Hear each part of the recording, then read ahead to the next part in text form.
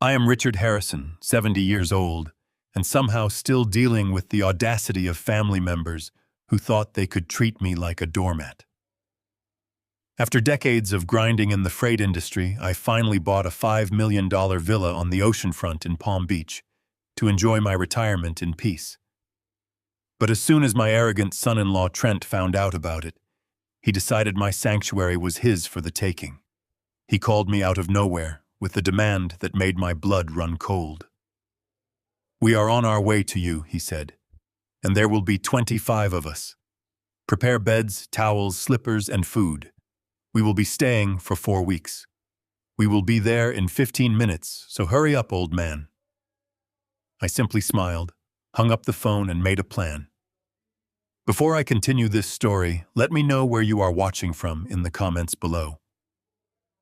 Hit like and subscribe if you have ever had to stand up to entitled family members who underestimated your worth. The morning of the invasion had started flawlessly. I was sitting on my second-floor balcony, sipping a mug of dark roast coffee and listening to the rhythmic, soothing sound of the Atlantic waves crashing against the white sand just 50 yards away. I had spent 40 years building a freight and logistics empire on the East Coast from absolutely nothing. I started with one rusty box truck and grew it into a fleet of hundreds. Decades of 16-hour workdays, endless stress, and fierce negotiations had finally bought me this slice of paradise in Florida. My late wife Evelyn and I had dreamed of this house for years. We planned every single detail of this smart villa together, right down to the imported marble floors, the vaulted ceilings, and the floor-to-ceiling glass windows that let in the ocean breeze. Tragically, she passed away 2 years ago before we could ever move in together. So I lived here alone, surrounded by her memory and the quiet tranquility I felt I had finally earned. My daughter Natalie was my entire world, but her husband Trent was a completely different story. Trent was 35 years old, a self-proclaimed tech entrepreneur who always had a flashy pitch deck, but never seemed to have a profitable product. He walked through life with an unearned swagger, constantly manipulating my daughter and treating me like an obsolete relic of the past. I kept the peace strictly for Natalie's sake, occasionally writing large checks to bail them out of bad investments and failed ventures. I assumed that by giving them money, they would leave me alone to grieve my wife and enjoy my remaining years in peace. I was dead wrong. My phone vibrated violently against the glass patio table, shattering the morning silence. The caller ID showed Trent's name. I answered it, expecting another whining request for a bridge loan to fund his latest imaginary app. Instead, I got a command delivered with the casual, breathtaking disrespect of a man who thought he already owned everything I had built with my own 2 hands. "Richard, we are just crossing the bridge into Palm Beach right now. We are on our way to your place. There will be 25 of us. Make sure all the guest rooms are aired out and ready. We need beds made, fresh towels, slippers, and you need to order enough food for a small army. We will be staying for exactly 4 weeks to run a corporate retreat. We are only 15 minutes away, so hurry up and get the place ready, old man." He did not ask if it was a good time. He did not check if I was even in town or if I had guests of my own. He simply barked orders as if I were the head butler at an all-inclusive resort he had rented for the month. For a fraction of a second, the old hot-blooded freight boss inside me wanted to scream into the receiver. I wanted to tell him to turn his cars around, drive back to the city, and go straight to hell. But I did not make a sound. I took a deep breath of the salty ocean air, feeling the warm Florida sun on my face, and closed my eyes. I heard Evelyn's voice in my head, clear as day, echoing a piece of advice she used to give me when dealing with ruthless competitors. She always used to say, "Richard, when an enemy knocks on your door, do not slam it shut. Open it wide, let them step inside, and then lock the door behind them. Give them enough rope and they will eventually hang themselves." Trent thought I was just a clueless old man who could barely navigate a modern television remote, let alone understand his fast-paced tech world. What he did not know, and what his arrogance blinded him to, was that my 40 years in global logistics required me to constantly stay ahead of the technological curve. Tracking thousands of shipping containers across the world means you learn a thing or two about data and security. Just last week, I had hired a top-tier cybersecurity firm to install a maximum surveillance grid throughout the entire $5 million property. The villa was practically a fortress of hidden lenses, motion sensors, audio recorders, and digital tripwires, all masked behind the elegant coastal decor. I did not rush downstairs to fluff pillows or set out fresh slippers. I picked up my tablet from the table. With a few deliberate taps on the screen, I bypassed the standard home alarm controls and entered the master override code. I activated the full surveillance network. Every hidden camera in the hallways, the grand living rooms, the kitchen, and the exterior perimeter blinked to life. They fed directly into a heavily encrypted standalone server, locked safely inside my private study. I secured my personal quarters, ensuring no one could enter my private space, and walked slowly downstairs to the grand foyer. I felt a strange, cold calm wash over me. I stood by the massive mahogany front doors waiting for the circus to arrive. Exactly 14 minutes later, the absolute tranquility of my driveway was shattered. I watched through the frosted side windows as a convoy of 6 blacked-out heavy-duty SUVs tore through my open wrought-iron security gates. They did not park neatly. They angled their vehicles haphazardly across the pristine cobblestone tires, screeching to an aggressive halt. The heavy doors swung open, but it was not a group of young, bright-eyed tech developers stepping out into the Florida sun. It was 25 heavily built, hardened men. Many of them were covered in harsh, dark tattoos that crept up their necks and down their arms. They wore dark clothing, and their eyes darted around the perimeter of my property with an unsettling, predatory vigilance. They did not look around to admire the towering palm trees or the breathtaking ocean view. They moved with a tense, hurried mechanical precision that instantly set off every single alarm bell in my head. Trent hopped out of the lead vehicle, acting like a general barking sharp orders at the men. They popped the trunks of the SUVs and began hauling out massive black Pelican cases. These were thick, industrial-grade, shock-proof transit cases, the kind used for highly sensitive military or broadcast equipment. As a man who had spent his entire adult life calculating weight density and volume in the shipping industry, eyes instantly analyzed the way these men struggled with the load. Their thick muscles strained visibly, their necks corded, and their knees bent slightly with every single step. Those cases were incredibly dense. You do not strain like that when carrying clothes, standard laptops, or vacation gear. The weight-to-volume ratio meant they were moving heavy, concentrated metal. They were carrying high-end industrial computer servers and heavy-duty power supplies. They marched aggressively toward my front steps, lugging hundreds of pounds of hardware that had absolutely no business being at a tropical corporate retreat. This was not a vacation. This was not a simple team-building exercise for a struggling startup. My arrogant son-in-law was bringing a massive covert operation into the home under my name. I took one last deep breath, plastered a confused, harmless, elderly smile onto my face, and pulled the front doors wide open. The moment the heavy double doors swung open, Trent did not even pause to wipe his shoes on the mat. He barged past me like a conqueror claiming a newly discovered territory, completely ignoring the fact that I was the one holding the door.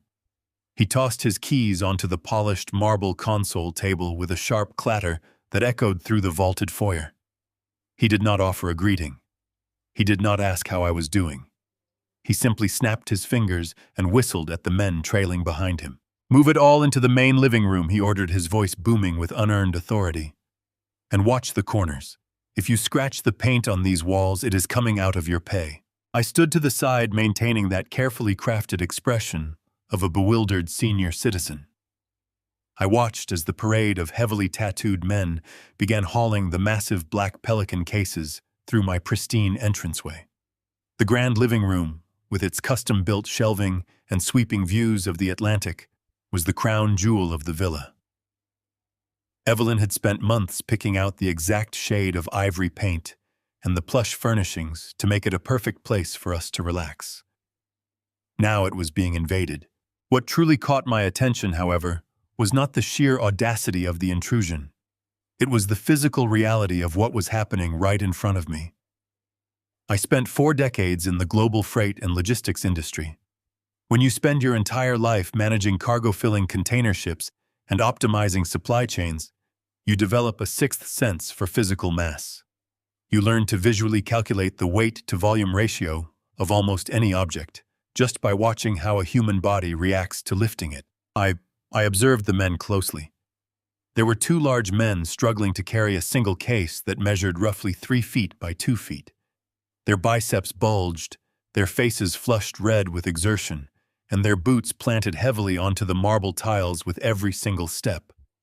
A case of that size, if filled with clothing, camera equipment, or standard vacation gear, might weigh 40 to 50 pounds. One man could easily carry it by the handle. But these men were grunting, coordinating their movements just to lift one box together. My mind ran the calculations instantly. Based on the displacement and the muscle strain, those cases weighed well over 150 pounds each. That kind of density inside a protective Pelican case meant only one thing. They were not hauling clothes, and they certainly were not carrying simple laptops for a weekend tech retreat. They were hauling solid, high-density industrial metal. Rack-mounted computer servers, high-capacity power supply units, and heavy-duty cooling rigs. Why would a struggling tech entrepreneur bring millions of dollars worth of enterprise-grade server hardware into a residential beach villa? The answer to that question was something I needed to find out, but I knew I could not tip my hand just yet. As the last of the heavy cases was dragged across the threshold of the living room, Trent did something that tested the absolute limits of my patience. He gestured to a man carrying a heavy canvas tool bag. The man walked directly to the custom French doors of the living room, pulled out a cordless drill, and began removing the brass doorknobs. "Excuse me, Trent," I said, making my voice sound appropriately weak and confused. "What exactly is your friend doing to my doors?" Trent let out a sharp, condescending sigh, rolling his eyes, as if explaining basic arithmetic to a toddler. "We need privacy, Richard," he said, not even bothering to call me Dad. "This is highly sensitive, proprietary work. We cannot have you wandering in and out whenever you feel like watching television. So my guy is installing a commercial-grade deadbolt. Consider this room restricted access for the next month." He was replacing the locks on the doors of my own home. The sheer disrespect was staggering, but I forced my fists to unclench. I thought about the hidden cameras already recording every second of this interaction from the smoke detectors above. Let him build his fortress, I thought. He does not realize the entire house is a cage. Still, I had to play my part. A normal homeowner would not just stand there and let this happen without a fight. I needed to push back just enough to make my compliance seem genuine, to make him believe he had successfully bullied me into submission. "Trent, you cannot just commandeer my living room and change the locks," I said, taking a deliberate step forward. "This is my house. You told me you needed a place to stay, not a place to construct a barricade. I'm going to have to ask your men to stop right now." I reached out my hand toward the man with the drill, pretending to intervene. Trent moved with surprising speed. He stepped directly into my path, completely blocking my access to the doors. He invaded my personal space, standing just inches from my face. He leaned in his cologne, thick and overpowering, and shoved his index finger hard against my chest. The physical contact was jarring, an intentional display of dominance designed to intimidate an old man. He smirked, a nasty, predatory twisting of his lips. "Listen to me very carefully," he whispered, his voice dripping with venom. "Do not make a scene, old man. You have been sitting in this oversized museum waiting to die while the rest of us actually work for a living. Natalie begged me to let you stay here instead of putting you in a home where you belong. So do not push your luck. You are going to go upstairs, you are going to stay out of our way, and you are going to let us handle our business. You would not understand how real money is made anyway. Your time is over. This is my time now." He shoved his finger into my chest one more time for emphasis, then turned his back on me, walking into the living room. The heavy French doors slammed shut behind him, and a moment later I heard the heavy metallic thud of a new deadbolt sliding into place. I stood alone in the grand foyer, the echo of the slamming doors ringing in my ears. My chest throbbed slightly where he had poked me. He had crossed a line, moving from emotional manipulation to physical disrespect.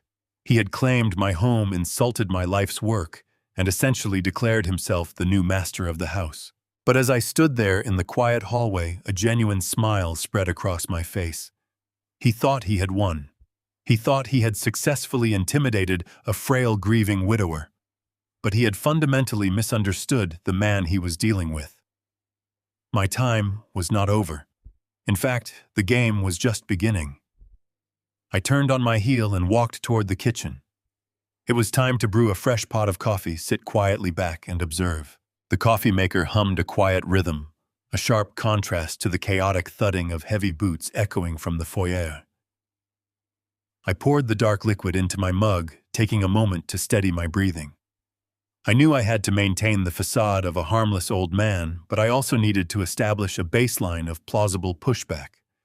If I simply rolled over and let 25 strangers take over my home without a single question, Trent would know something was wrong. I took a sip of the bitter coffee, set the mug down on the granite island, and walked back out into the main hallway.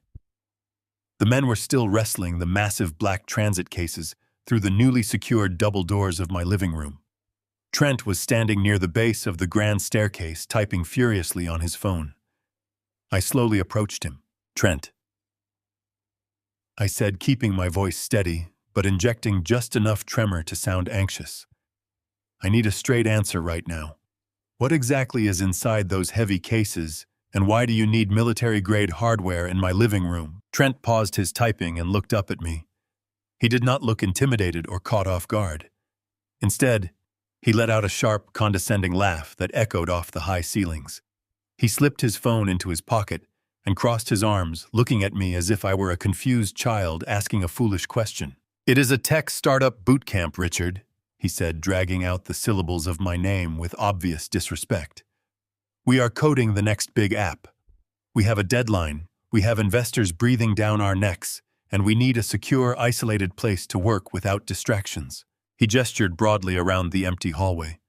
"You are sitting alone in this massive house doing absolutely nothing with your days. Do your family a massive favor and let us work. We are building the future in there, and you should be grateful we are bringing productive energy into this retirement home." A coding boot camp did not require transit cases weighing 200 pounds each. Software developers needed laptops and coffee, not industrial server racks requiring heavy lifting gear. I knew he was lying right to my face, and the urge to call the local authorities and have his crew thrown off my property burned hot in my chest. I opened my mouth to tell him exactly that. I was prepared to order him out of my house, to tell him his startup could go find a cheap warehouse in an industrial park. But before I could utter a single syllable, my cell phone began to ring loudly in my chest pocket. I pulled it out and looked at the screen. It was my daughter, Natalie. I held up a finger to Trent, signaling him to wait, and stepped a few paces away to answer the call. The moment I said hello, my heart sank. I did not hear the usual cheerful greeting of my daughter. Instead, I heard the desperate, frantic sound of her crying. "Dad, please," Natalie sobbed into the receiver, her voice thick with panic and tears.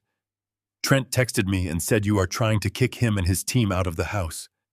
Please do not do this, Dad. You cannot throw them out." "Natalie, sweetheart," I said softly, turning my back to Trent so he could not see the deep concern washing over my face. "Trent brought 25 strange men into my home and changed the locks on my living room doors. He is hauling heavy industrial equipment inside. I do not even know what they are actually doing in there." "They are working on his company, Dad," she pleaded. "His company is at a crucial phase right now. He has everything riding on this launch. We have all our savings tied up in this project. He is under so much pressure, and he is barely sleeping. He just needs a quiet, secure place to finish the programming. Please, Dad. You have that huge house just sitting there empty. Just let him use the space for a few weeks. Do not ruin this for us. I am truly begging you." I closed my eyes and pinched the bridge of my nose, feeling a massive wave of sorrow wash over me. My beautiful, brilliant daughter was completely blinded by her love for a man who manipulated her at every turn. Trent had obviously texted her the moment I started asking questions, knowing she would immediately call to run interference. He was using my love for my own child as a weapon to force my compliance. I wanted to tell her that her husband was a fraud and that the men in my house looked like criminals, not software developers. But without absolute proof, she would defend him. Trent would twist the narrative, making me look like a paranoid father trying to sabotage her marriage. I needed undeniable evidence, the kind that could not be debated or explained away with smooth excuses. "All right, Natalie," I said, forcing my voice to sound defeated and tired. "I will not throw them out. They can stay and do their work. Just please stop crying. I will stay out of their way." "Thank you, Dad," she sniffled, sounding immensely relieved. "You do not know how much this means to me. I love you." "I love you too, sweetheart," I replied and hung up the phone. I turned back to face Trent. He was leaning against the wall, a triumphant, arrogant smirk plastered across his face. He knew exactly what had just happened on that phone call. He knew he had won the immediate battle. "Fine," I said, keeping my head slightly bowed. "You can use the living room for your boot camp, but I expect your men to respect my property." "We will not even know you are here, old man," Trent chuckled, turning around and walking toward the grand living room. He slipped inside the heavy double doors, pulling them shut behind him, and the metallic clack of the deadbolt echoed through the empty hall. I swallowed my pride, walked back into the kitchen, and began formulating my next move. I spent the rest of the day observing their patterns from a distance, playing the role of the docile host perfectly. That night, the true nature of their operation revealed itself. At 2 a.m, I walked silently down the carpeted hallway, approaching the locked living room doors. If 25 men were running a coding boot camp, I expected to hear the low hum of conversation or the clatter of keyboards. Instead, as I pressed my ear near the heavy wood, I heard no human voices at all. There was no chatter. What I heard was the deafening, continuous roar of dozens of industrial cooling fans running at maximum capacity. The vibration of the heavy machinery hummed through the soles of my shoes. I took a deep breath, and the air seeping from beneath the door gap was unnervingly hot. It carried the distinct, harsh, metallic smell of burning ozone and overheating electrical components. The next morning, the reality of my new existence within my own home set in with jarring clarity. I woke up at 6, my usual time, intending to enjoy the quiet dawn over the Atlantic. Instead, I found the kitchen already trashed. Empty energy drink cans, half-eaten pizza boxes, and muddy boot prints defiled the white marble floors. Before I could even reach for a sponge, Trent sauntered into the room. He wore silk pajamas that I recognized as a gift I had bought for Natalie last Christmas. He tossed a crumpled piece of paper onto the island counter, right over a puddle of spilled soda. "Listen up, old man," Trent said, not bothering to look up from his phone. "The guys are going to be burning a lot of calories today. Brainpower takes fuel. That is a grocery list. I expect breakfast to be buffet style by 8, lunch at noon sharp, and a hot dinner ready by 7. Do not skimp on the meat. We need steaks, burgers, and lots of protein. Make sure the fridge is fully stocked with energy drinks, too." I stared at the crumpled paper, feeling the familiar hot prickle of anger at the base of my neck. I was a man who used to command thousands of employees across a global supply chain. I had negotiated contracts with international shipping cartels. Now I was being handed a grocery list in my own kitchen by a boy who had never built a single profitable thing in his entire life. "Trent," I said, keeping my voice mild, injecting a hint of elderly hesitation. "This is an awful lot of food. I am not sure I can manage cooking 3 massive meals a day for 25 grown men. I am supposed to be enjoying my retirement." Trent stopped typing on his phone. He slowly looked up, his eyes narrowing into a cold, predatory squint. He walked around the kitchen island until he was standing uncomfortably close to me again. "Let us get one thing straight, Richard," he sneered, his voice dropping to a menacing whisper. "You are not here to enjoy your retirement. You are here because Natalie felt sorry for you. But do not forget how the world works. You are 70 years old. You have 1 foot in the grave. This entire $5 million property will belong to Natalie And by extension to me, very soon anyway. You are basically just keeping the floors warm for us. So take the list, go to the store, and make yourself useful before I decide you are too much of a burden to keep around. The sheer audacity of his threat hung in the heavy morning air. He was openly admitting that he viewed my death as his ultimate payday. He was claiming ownership of my assets while I was still breathing right in front of him. I swallowed the bile rising in my throat. I nodded slowly, deliberately, letting my shoulders slump to complete the picture of a defeated, broken old man. "All right, Trent," I murmured quietly, picking up the damp, sticky paper. "I will head to the market. I will make sure your team has exactly what they need." Trent smirked, clearly satisfied that he had broken my spirit.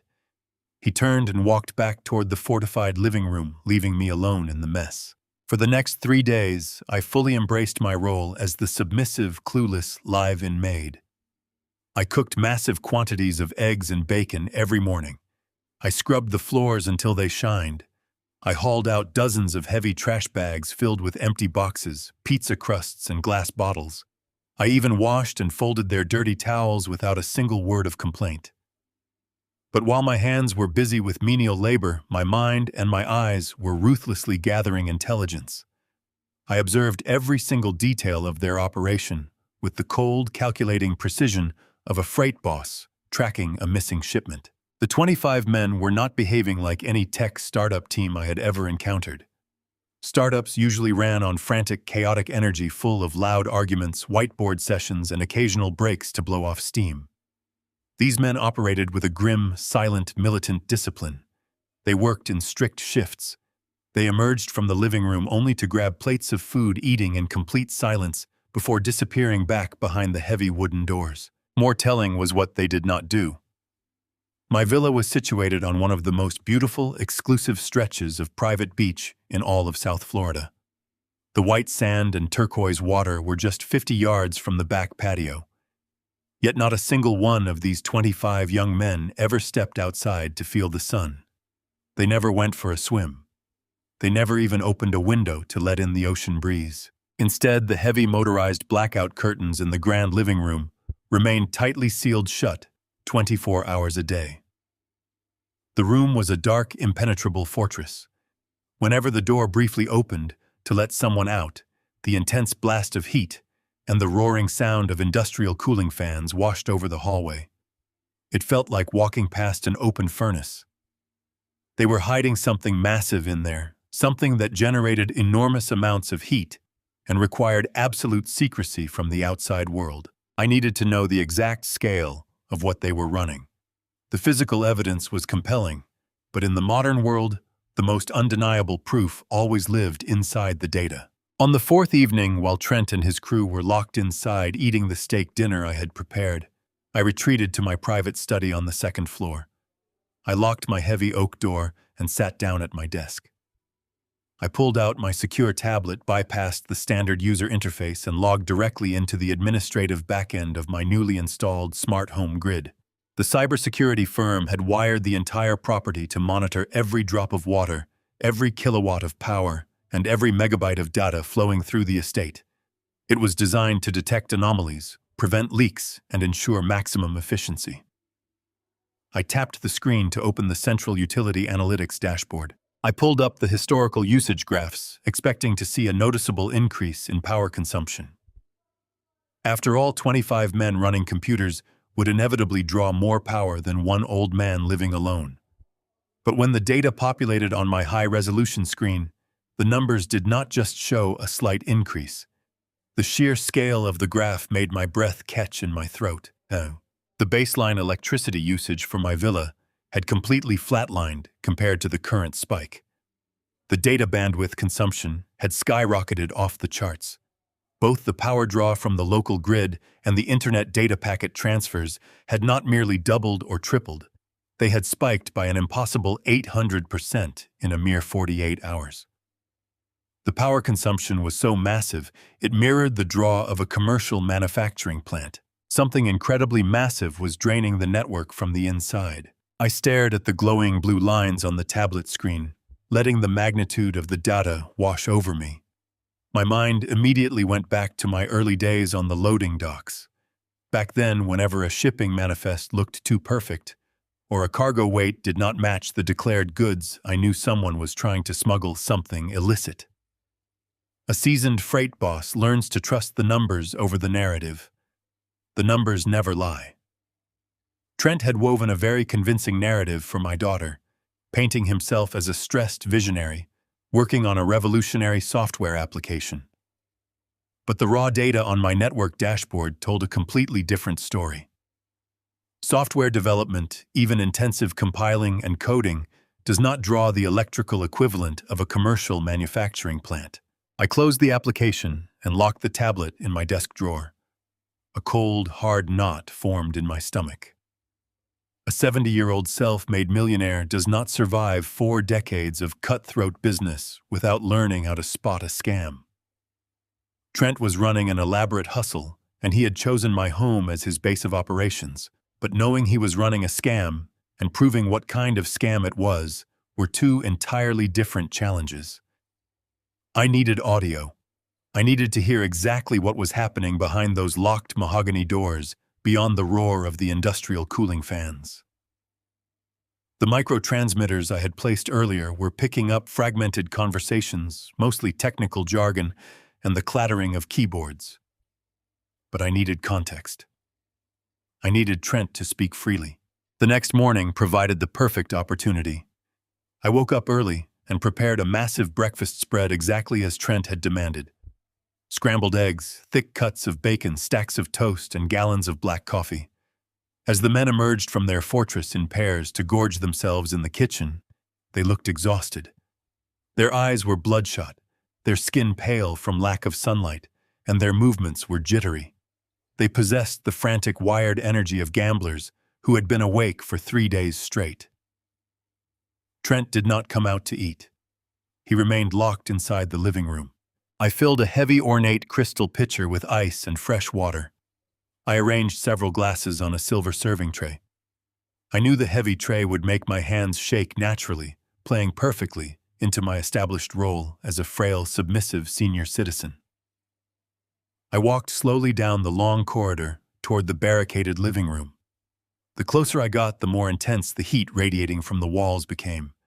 The thrumming vibration of the server racks was a physical presence in the hallway. I stopped directly in front of the locked double doors. I took a deep, calming breath. Then, with calculated precision, I allowed my right hand to falter. I tilted the heavy silver tray just enough for gravity to take over. The crystal pitcher slid off the polished metal surface and crashed onto the marble floor. The sound of shattering crystal echoed sharply down the hallway, loud enough to be heard over the drone of the machines inside.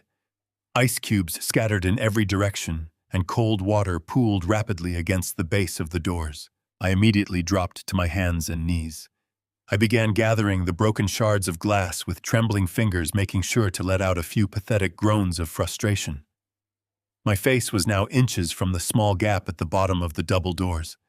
The roaring sound of the cooling fans was deafening down here, but the shattered glass had served its secondary purpose. It had startled the men inside, causing a brief moment of silence as they tried to figure out what the noise was.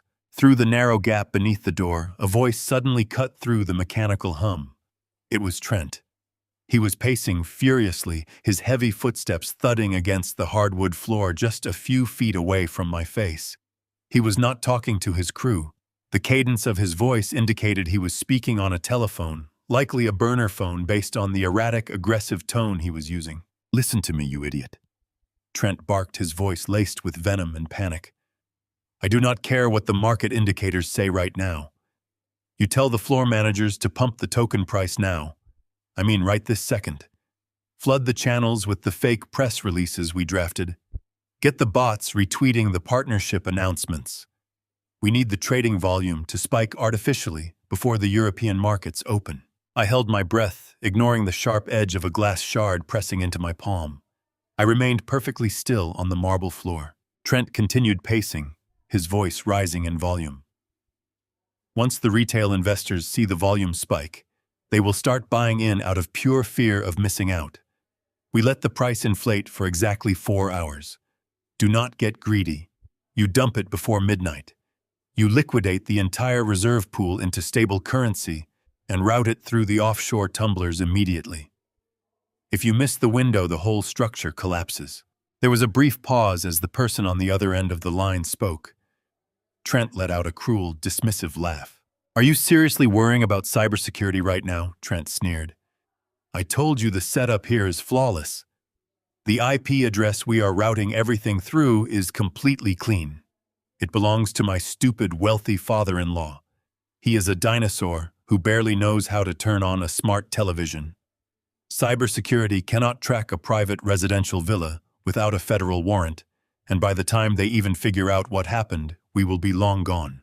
We are completely insulated. Just execute the dump before midnight, and we will all walk away rich." The call ended with a sharp beep. Trent yelled an order at one of his men to check the server temperatures, his voice fading as he walked deeper into the massive room. I slowly pushed myself up from the wet floor, gripping the silver tray with wet, shaking hands. I did not bother picking up the rest of the broken glass. I turned and walked back toward the kitchen, my mind racing with a cold, terrifying clarity. The final puzzle piece had clicked into place, revealing a picture more sinister than I had ever imagined. This was no technology startup.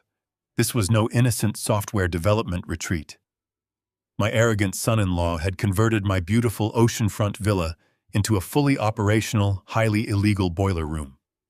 He was orchestrating a massive cryptocurrency pump and dump scheme, artificially inflating the value of a worthless digital asset, only to sell it off and steal millions from unsuspecting investors. It was textbook financial fraud, a digital heist on a grand scale. But the absolute worst part was not the crime itself. It was the meticulously designed shield he had built to protect himself. He had explicitly chosen my home. He was intentionally routing all of his illegal multi-million-dollar fraudulent transactions through my personal registered internet protocol address. I stared at the staggering data consumption numbers glowing on my tablet screen. Trent and his crew were hiding behind layers of encryption and my residential protocol. If I took this raw data to the authorities now, Trent would deny everything, format the servers, and leave me holding the bag. I needed physical, undeniable proof tying these specific men to the operation. I needed their real names. The heavy thud of combat boots stomping across the marble floors finally ceased. The muffled, aggressive voices echoing from the grand living room died down, replaced only by the relentless industrial drone of the cooling fans. By 2 a.m, the villa was dead quiet. I bypassed the main hallway, taking the narrow utility corridor that led directly to the sprawling 6-car garage. I pressed my thumb against the biometric scanner of the heavy fireproof door, and it clicked open with a soft, pneumatic hiss. The garage was pitch black and stiflingly hot, filled with the lingering smell of exhaust and hot engine oil. I reached into my pocket and pulled out a small, high-powered tactical penlight. I kept the beam narrow, pointing it strictly at the concrete floor, so the light would not flash across the exterior windows. 6 massive, blacked-out sports utility vehicles sat parked side by side, taking up nearly every inch of the available space. They looked like military transport vehicles, aggressive and imposing in the dark. In my 40 years of running a global freight empire, I learned a fundamental truth about logistics. Criminals can forge documents, they can hide behind shell companies, and they can mask their digital locations. But physical vehicles are almost always tied to real-world identities. A license plate can be stolen, but a vehicle identification number is permanently stamped into the machine. I raised my penlight and shined it directly onto the lower corner of the front windshield. The 17-digit alphanumeric code was clearly visible just beneath the thick glass. I pulled out my secure encrypted smartphone and snapped a high-resolution photograph. I moved quickly and methodically to the back of the vehicle, capturing a clear image of the Florida license plate. I repeated this exact process for the second vehicle, then the third, moving like a ghost through the humid, suffocating darkness of the garage. I did not rush. Rushing leads to mistakes, and mistakes in a situation like this could be fatal. I took my time, ensuring every single photograph was perfectly focused and legible. As I squeezed between the fourth and fifth vehicles, I noticed something that made my blood run cold. The heavy-duty tires were coated in a distinct reddish clay dust. That specific clay was not found anywhere near the pristine sandy beaches of Palm Beach. It was common in the deep rural swamplands central to the state, places known for illegal chop shops and off-the-grid operations. These men were not local tech developers. They had driven a long way to set up their illicit operation inside my secure, unsuspecting home. I documented the mud, the customized suspension systems, and the heavily tinted windows. By the time I reached the sixth and final vehicle, my shirt was clinging to my back with sweat.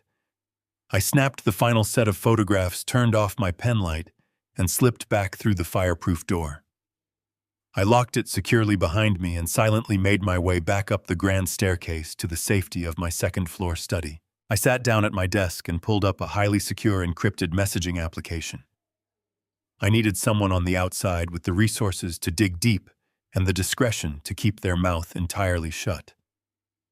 I selected the contact profile for Mitchell. Mitchell was not just my corporate lawyer. Before he joined my firm, he had spent 15 years as a ruthless federal prosecutor specializing in organized crime and financial fraud. He knew the system, he knew how to access restricted databases, and most importantly, he owed his current highly lucrative career entirely to me. I attached the 12 high-resolution photographs to a new message. I typed a brief direct message. Mitchell, I need you to run quiet background checks on these 6 vehicles immediately. Trace the license plates and cross-reference the vehicle identification numbers. Do not use your standard office network. Use your secure channels. I need to know exactly who holds the titles to these vehicles and if they are connected to any active federal investigations. Do not call the local police. Do not contact anyone else. I need this information yesterday. I hit send and watched the small progress bar load until the encrypted files disappeared into the digital ether. I placed the phone flat on the center of my desk and leaned back in my chair. There was nothing left to do now but wait. The silence of my study was deafening, broken only by the distant muffled roar of the industrial cooling fans churning away in the living room downstairs. I thought about Natalie. My daughter was sleeping entirely convinced that her husband was a hard-working visionary on the verge of a technological breakthrough. She had begged me to give him this space. She had cried tears of genuine desperation, completely manipulated by the man sleeping under my roof. Trent was using her love for him as a shield, and he was using my love for her as a weapon. The calculated cruelty of his strategy filled me with a chilling anger. I promised myself right then and there that I would not simply throw Trent out of my house. Evicting him would only delay the inevitable. He would simply find another way to ruin my daughter's life. I was going to dismantle him. I was going to rip his entire operation apart piece by piece, expose him to the authorities, and ensure he could never hurt my family again. But I needed Mitchell to deliver the ammunition. I watched the digital clock on my computer monitor slowly tick forward. 1 in the morning slowly turned into 2.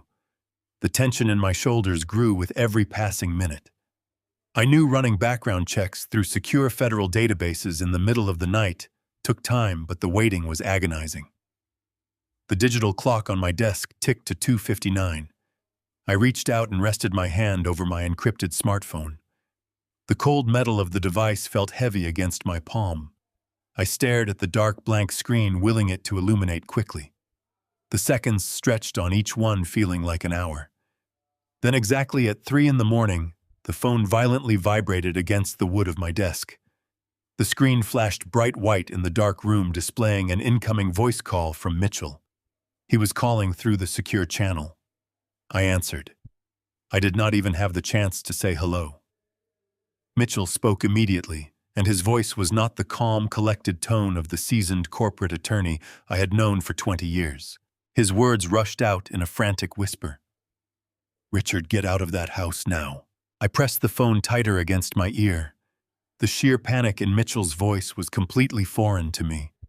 His breath was ragged through the encrypted connection. "Mitchell, calm down," I whispered, keeping my voice barely above a breath.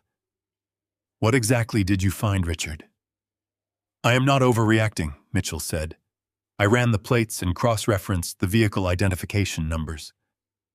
Those 6 SUVs do not belong to any startup.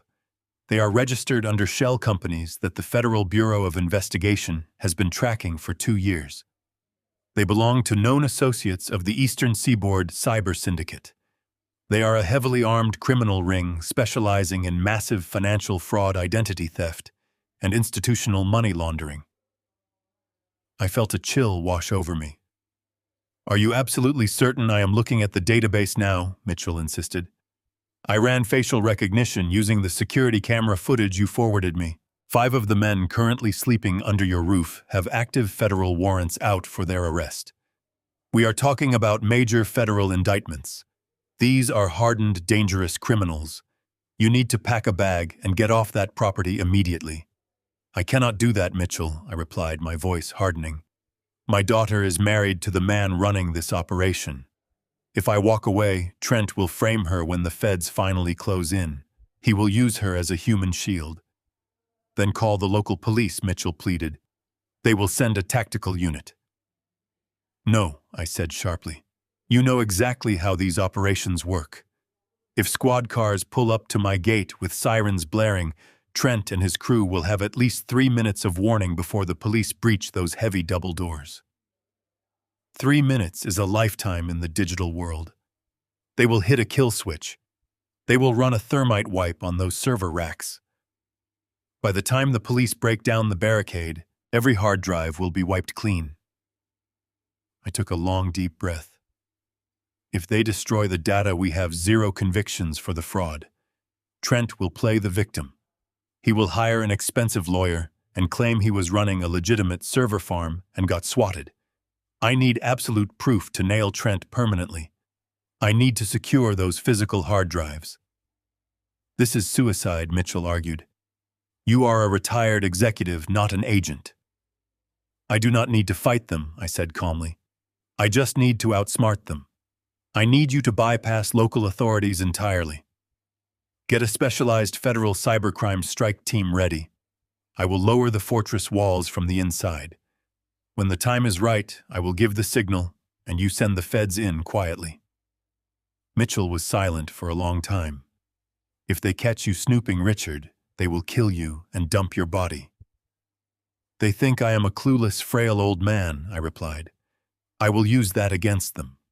Just get the federal team ready. I ended the call before Mitchell could protest further. I deleted the call log, purged the encrypted application from my device, and slipped the phone back into my pocket.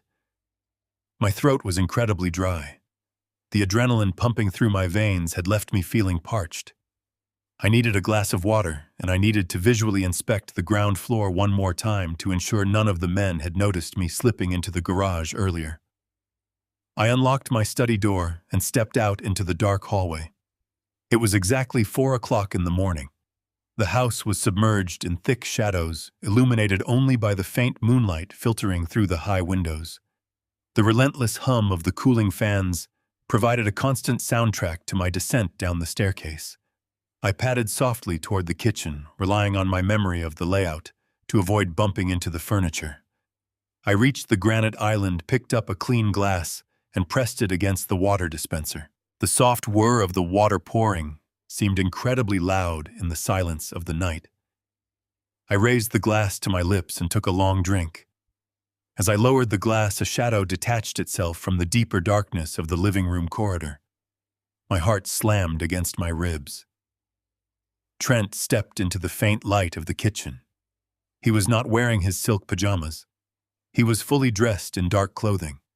His eyes were wide, alert, and filled with piercing suspicion. He did not look like an entrepreneur checking the fridge for a snack. He looked like a cornered predator. "What are you doing awake, Richard?" Trent demanded, his voice low and threatening. He took a slow step toward me. As he moved, the moonlight caught the metallic glint of a heavy object tucked into the waistband of his trousers. His right hand hovered deliberately just inches above the grip of the concealed firearm.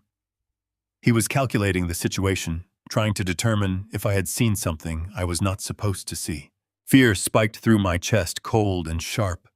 I had seconds to react before his suspicion turned into violent action. I knew I could not show a single ounce of fear or awareness of the weapon. I had to play the character he had constructed for me in his arrogant mind. I deliberately relaxed my posture, letting my shoulders round forward. I dropped my chin and suddenly inhaled sharply, forcing the water in my throat to go down the wrong pipe. I exploded into a violent hacking coughing fit. I doubled over, clutching the edge of the granite counter for support. I let the glass slip from my fingers, shattering loudly against the floor. I coughed until my face turned red, wheezing and gasping for air, making the performance as pathetic as possible. Trent flinched at the sound of the breaking glass, his hand twitching closer to his waistband. "I am sorry," I wheezed, wiping a tear from my eye with a trembling hand. "I am so sorry, Trent." Insomnia. My throat was dry. I cannot seem to catch my breath. I coughed again, a deep rattling sound from my chest. Getting old is a terrible curse. You cannot sleep, you cannot breathe. I just wanted some water. Trent stared at me for a long, agonizing moment. His eyes scanned my face, searching for any sign of deception. I kept my gaze focused on the broken glass, projecting nothing but elderly embarrassment and frailty. The silence hung heavy, broken only by my forced, ragged breathing. Slowly, the tension drained from Trent's shoulders. He let out a disgusted sigh, pulling his hand away from his waistband. He looked at me with absolute, unfiltered contempt. "Clean up this mess, old man," Trent sneered, shaking his head. "And keep quiet. We are trying to work." He turned around and walked back down the dark corridor, disappearing behind the heavy doors of his makeshift fortress. I stood alone in the dark kitchen, staring at the shattered glass, my heart hammering a frantic rhythm. I had survived the encounter, but the reality of my situation was now terrifyingly clear. I retreated to the safety of my bedroom, locking the door behind me with a silent, steady hand. The adrenaline from my confrontation with Trent slowly receded, leaving a cold, sharp determination. I was trapped in my own home with a crew of heavily armed federal fugitives. One wrong move or suspicious glance could cost me my life, but I possessed a distinct advantage they failed to recognize. I was invisible to them. In their arrogant eyes, I was merely a broken widower who had outlived his usefulness. I needed to lean into that pathetic persona harder. I walked to my dresser and reached beneath a stack of folded sweaters. I retrieved a small, felt-lined wooden box. Corporate espionage was a constant threat during my decades running international logistics. Relying solely on external security firms was a fool's errand. I kept my own specialized equipment for sensitive situations. Inside rested 6 micro-audio transmitters, each the size of a shirt button, along with a custom earpiece disguised flawlessly as a medical hearing aid. I charged the tiny devices, formulating a precise plan for the morning. When the sun crested over the Atlantic Ocean, I was already moving around the kitchen. I prepared an elaborate breakfast spread. I cracked 5 dozen eggs, fried thick bacon slabs, and stacked piles of buttermilk pancakes. I wanted the heavy smell to waft through the corridors, drawing them out like starving animals. But more importantly, I wanted to put on a show. At exactly 8 o'clock, the heavy double doors of the living room swung open. The men filtered into the kitchen, their eyes bloodshot and skin pale from staring at monitors all night. Trent walked in last, looking arrogant and completely refreshed. I immediately dropped my shoulders, curved my spine, and forced a noticeable tremor into my hands. I shuffled across the marble floor, holding a heavy silver pot of hot coffee. I approached the mahogany dining table where the men were already tearing into the food. I poured the coffee with exaggerated difficulty, letting the spout clink nervously against the mugs. "Look at this pathetic display," Trent announced loudly, cutting through the sounds of chewing. The men paused, looking up at him. Trent pointed a finger at me with a cruel, mocking grin. "This is what happens when you hold on to life too long, boys. You end up serving breakfast to your betters. He is supposed to be some retired corporate hotshot, but look at him. He cannot even pour coffee without shaking like a leaf. he is completely useless. Just an old relic waiting to die while we make absolute fortunes right under his nose. A few men chuckled darkly. One heavily tattooed man shoved his empty plate toward me, demanding more eggs with a rude flick of his wrist. I bowed my head submissively, keeping my eyes fixed on the floor. I murmured subservient apologies, letting my voice crack with feigned humiliation. I scooped up the dirty plates, stacking them clumsily in my trembling arms. Internally, a fierce fire raged, but I kept my face a mask of absolute submission. Trent's public mockery was the greatest gift he could give me. By humiliating me in front of his syndicate, he cemented their belief that I was harmless. I was a broken servant, completely beneath their notice. I carried the stack of dirty dishes toward the kitchen sink, at a painstakingly slow pace. As I passed the head of the dining table, I pretended to lose my balance. I stumbled awkwardly, dropping a single silver fork onto the floor. I let out a wheezing sigh and slowly lowered myself to retrieve it. My hands fumbled on the carpet, but my movements were highly calculated. I peeled the adhesive backing off one of the micro-transmitters. In one fluid motion, I pressed the microphone deep into a carved wooden crevice on the underside of the table. I grabbed the fork, hoisted my seemingly frail body back up, and continued my shuffling walk. None of the men had even glanced in my direction. I loaded the dishes into the sink and grabbed a clean microfiber cloth. I wiped down the granite countertops, working my way toward the large return air vent positioned high on the wall near the living room entrance.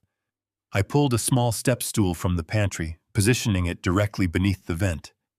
I climbed up the 2 steps with agonizing slowness, panting heavily for dramatic effect. I began to dust the metal louvers of the vent. The air conditioning system's powerful intake draft pulled air directly from the living room, meaning sound would naturally travel up through this ductwork. I slipped the second micro-transmitter from my palm and wedged it securely behind the metal grating.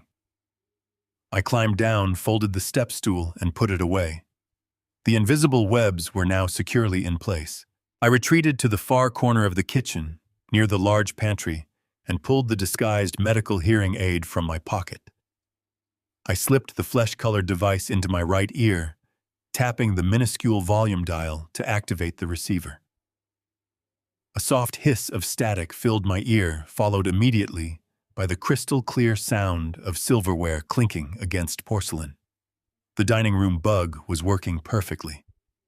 I switched the channel to the second frequency, tuning into the vent transmitter.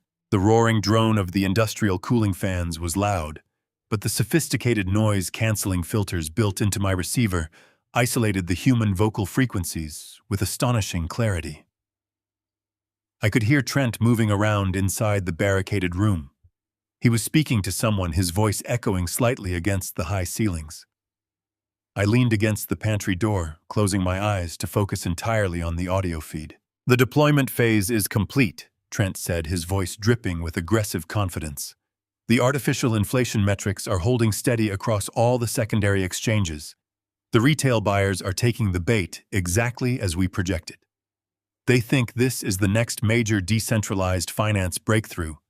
It is pathetic how easy it is to manipulate these people." A deeper, unfamiliar voice responded from somewhere inside the room. "The liquidity pool is deep enough.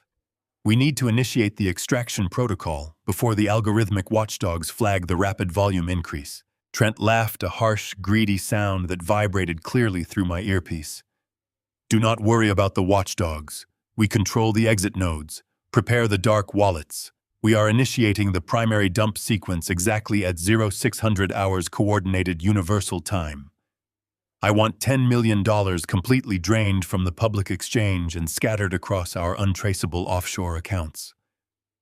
Once that $10 million is secured, we format the local drives, burn the routing logs, and we walk out the front door. This clueless old fool will not know what hit him until the federal agents kick down his door looking for the money." I stood frozen in the quiet kitchen, listening to the very detailed, undeniable confession echoing directly into my ear. I finally had the absolute proof that I needed. They were moving $10 million right now, and I had them trapped. But the cold, hard logic of my corporate past quickly cooled the initial rush of victory. Audio recordings obtained through hidden microphones in a private residence were a legal gray area. A skilled defense attorney could argue they were inadmissible, claiming an invasion of privacy or digital manipulation. To nail Trent and his syndicate to the wall to guarantee they would spend the rest of their natural lives in federal prison. I needed the digital paper trail. I needed the transaction hashes, the wallet addresses, and the encrypted communication logs. I needed the undeniable mathematical proof of their crime. I needed to secure the precise electronic evidence that would render any legal defense completely useless in a federal court of law. Trent believed he had established an impenetrable digital fortress. I had watched his men bring in heavy Pelican cases filled with proprietary routers, hardware firewalls, and military-grade encryption servers. They had plugged their equipment directly into the wall ports of the living room, assuming that their software protocols would mask their activities from the outside world. But Trent had made a fundamental, arrogant miscalculation. He was a software man operating inside a hardware reality. He did not understand that no amount of advanced coding could protect you if your adversary controlled the physical infrastructure. I pulled the earpiece from my ear and slipped it back into my pocket. The digital clock on the microwave glowed softly, showing 4:30 in the morning. The men in the living room were fully occupied with the execution of their massive financial dump, their attention completely consumed by the glowing screens in front of them. The rest of the house was dead silent. I moved out of the kitchen, bypassing the grand staircase entirely. Instead, I walked toward the back of the hallway, slipping through a heavy unmarked door that led down to the subterranean level of the villa. The basement was cool, dry, and immaculately organized. This was the true nerve center of the property. When I built this house, I did not settle for standard residential wiring. I had contracted a commercial telecommunications firm to lay a dedicated high-speed fiber optic framework throughout the entire structure. Every single data port in the house, including the ones Trent was currently using in the living room, routed down to this central utility closet. I approached the massive steel server rack humming quietly in the corner of the room. It was locked, but I was the one who held the master key. I retrieved a small physical key from the hidden compartment in my belt and unlocked the perforated steel door. Rows of blinking green and amber lights greeted me, representing the flow of data across the estate. I pulled up a rolling stool and sat down, opening the secure compartment at the bottom of the rack. During my decades managing global freight logistics, I had faced constant threats from international hackers attempting to infiltrate our shipping manifests to reroute valuable cargo. I had spent millions working alongside elite cybersecurity experts to understand exactly how data theft occurred. I had learned how to defend against it, and more importantly, I had learned how to execute it. I did not need to hack into Trent's encrypted network. I did not need to guess his passwords or break through his software firewalls. I simply needed to replicate the stream of data before it even reached his proprietary routers. I opened my secure tablet and connected a heavy braided diagnostic cable directly into the primary fiber optic switchboard. My hands moved with steady, practiced precision, belying the frail, shaking persona I had projected just hours earlier.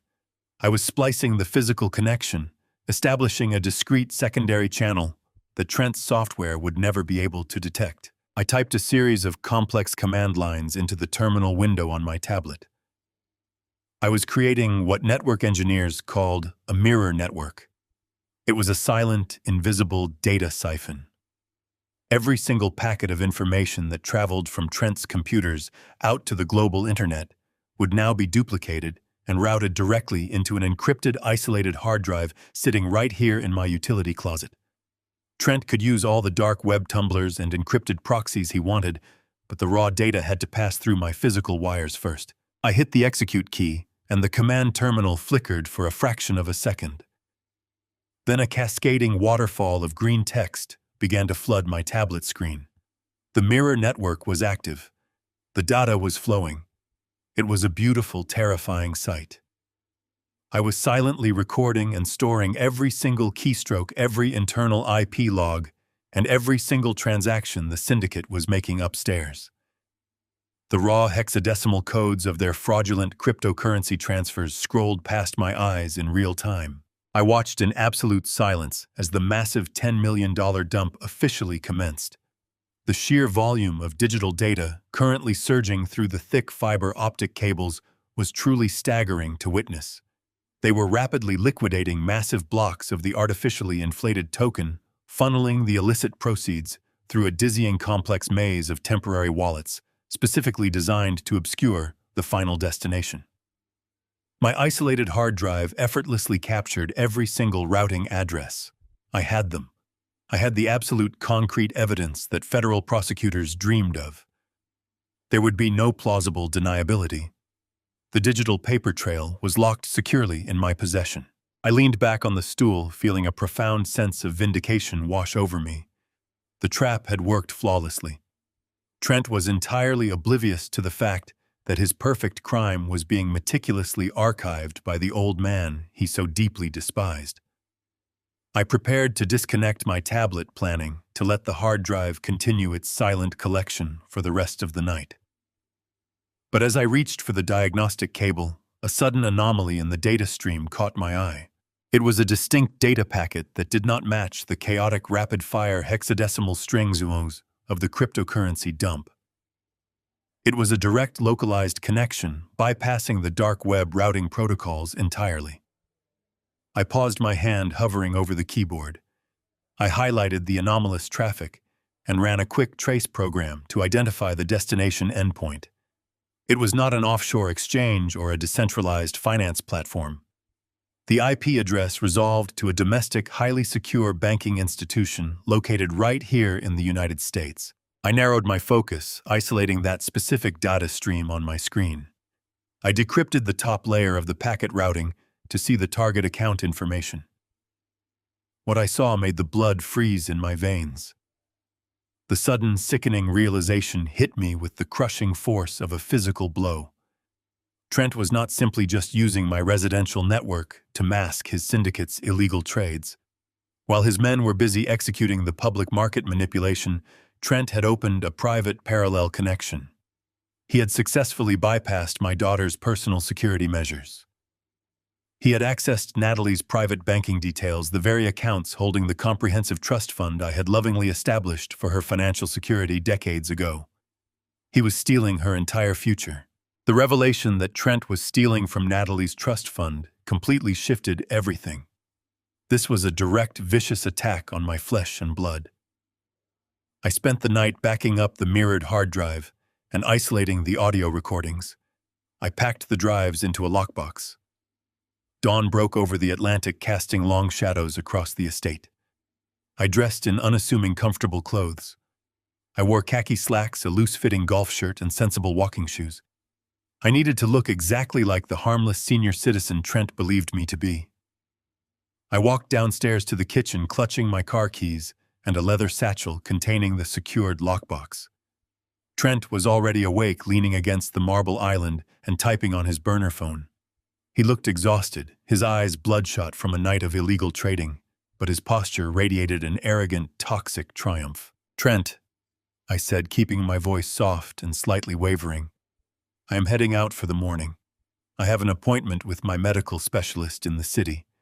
I am scheduled for a prostate exam, followed by some routine blood work. The clinic is always backed up, so it might take several hours before I can return home." Trent stopped typing and looked at me, a slow, malicious grin spreading across his face. He let out a sharp, genuine bark of laughter. "A prostate exam," he mocked, shaking his head with disdain. "Have fun with that, old man. Do not rush back on our account. We have a lot of heavy lifting to do today, and you being out of the way is the best news I have heard all morning. Take your time. Go get a senior discount at a local buffet. I insist." I nodded submissively, keeping my eyes cast downward to hide the cold fury burning in my pupils. "I will be completely out of your way," I promised. I turned and walked out to the garage, sliding into the driver's seat of my unassuming silver sedan. The moment the garage doors closed behind me and my tires hit the asphalt of the coastal highway, the fragile elderly persona vanished completely. My grip on the steering wheel tightened until my knuckles turned stark white. I merged onto the interstate and headed deep into the rural outskirts, leaving the pristine beaches far behind. I drove for 40 miles, navigating a series of back roads to ensure I was not being followed by Trent's associates. I finally pulled into the cracked parking lot of a rundown diner situated near the edge of the swamplands. The diner was a forgotten relic from a bygone era, with flickering neon signs and a faded exterior. It was the perfect place for a meeting that never officially happened. I grabbed my leather satchel, stepped out of the car, and walked inside. The air conditioning was broken, and the room smelled strongly of stale coffee and fried grease. The diner was completely empty except for a tired waitress wiping down the counter and two men sitting in a dim, secluded booth in the far back corner. I walked straight toward them. Mitchell looked up as I approached. My longtime corporate lawyer was dressed casually in a dark sweater, a stark contrast to his usual tailored suits, but his sharp prosecutorial eyes missed nothing. Sitting across from him was a younger man with short, neat hair wearing a nondescript gray jacket. He radiated a quiet, intense authority. "Richard Mitchell," said, sliding over to make room for me in the vinyl booth. "Thank God you made it out of there safely. I was ready to send a tactical unit if you did not answer my message this morning." "I told you I am not going to let Trent destroy my home or my family," I replied, sliding into the booth and placing the heavy leather satchel on the sticky table between us. "I do not need a rescue. I need an executioner." Mitchell nodded gravely and gestured to the man sitting across from us. "Richard, this is Special Agent Miller from the Federal Bureau of Investigation's Cybercrime Division. He flew in on a red-eye flight the moment I verified the license plates of those vehicles." Special Agent Miller extended his hand across the table. His grip was firm and entirely professional. "Mr. Harrison Miller," said, his voice low and serious. "Mitchell briefed me on your situation. You are currently harboring 5 heavily armed federal fugitives in your residential property. We have been trying to track this specific syndicate cell for over 18 months. They are incredibly sophisticated, moving millions of dollars through decentralized exchanges and vanishing before we can ever pinpoint their physical location. If what Mitchell tells me is accurate, you have essentially trapped them in a digital fishbowl." "I did not just trap them," I replied, unlocking the metal clasps of my leather satchel. "I recorded every single thing they did." I pulled the heavy lead-lined lockbox out of the satchel and placed it squarely on the table. I opened the lid, revealing the mirrored hard drive and the digital storage drives containing the audio files. I bypassed their proprietary routers by splicing directly into the physical fiber optic framework of my house. This primary drive contains a complete unencrypted mirror of their entire network traffic over the last 24 hours. It includes every keystroke, every offshore wallet address, and every single routing protocol they used to execute a $10 million pump and dump scheme during the European market open. The secondary drive contains crystal-clear audio recordings of Trent explicitly dictating the fraudulent trades and confessing to the federal wire fraud. Agent Miller stared at the drives, a look of profound astonishment crossing his stoic features. He reached into his gray jacket and produced a highly secured, ruggedized field laptop. He powered up the machine and connected my mirrored hard drive using a specialized adapter cable. His fingers flew across the keyboard as he bypassed the initial security prompts and initiated a deep diagnostic scan of the raw hexadecimal data I had captured. Mitchell and I sat in total silence, watching the reflection of the rapidly scrolling text illuminate the special agent's face. The tension in the small, stifling diner booth was thick enough to cut with a knife. For several long minutes, the only sound was the clattering of the keyboard and the distant hum of the broken ceiling fan. Then Agent Miller suddenly stopped typing. His hands froze, hovering over the keys. The color completely drained from his face, leaving him looking unusually pale in the dim diner lighting. He slowly raised his head from the laptop screen and looked directly into my eyes with an expression of pure, unfiltered horror. He took a slow, deep breath, trying to process the magnitude of the encrypted data he had just decrypted. "Mr. Harrison," Agent Miller said, his voice trembling with a chilling urgency that made my blood run cold. "Your son-in-law is not just scamming retail investors and laundering syndicate money. He set up a digital kill switch within the routing protocol, and it is aimed directly at your own daughter. The air inside the dimly lit diner seemed to instantly evaporate. I sat completely frozen, my mind struggling to process the sheer weight of the federal agent's words. I looked at Mitchell, hoping to see some sign that this was a misunderstanding, a misinterpretation of the raw data.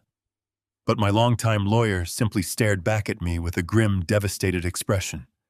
I turned my attention back to the ruggedized laptop screen, where lines of decrypted financial codes were still cascading in a steady, glowing stream. "What do you mean, a kill switch?" I asked, my voice barely more than a hoarse whisper. My throat felt like it was lined with shattered glass.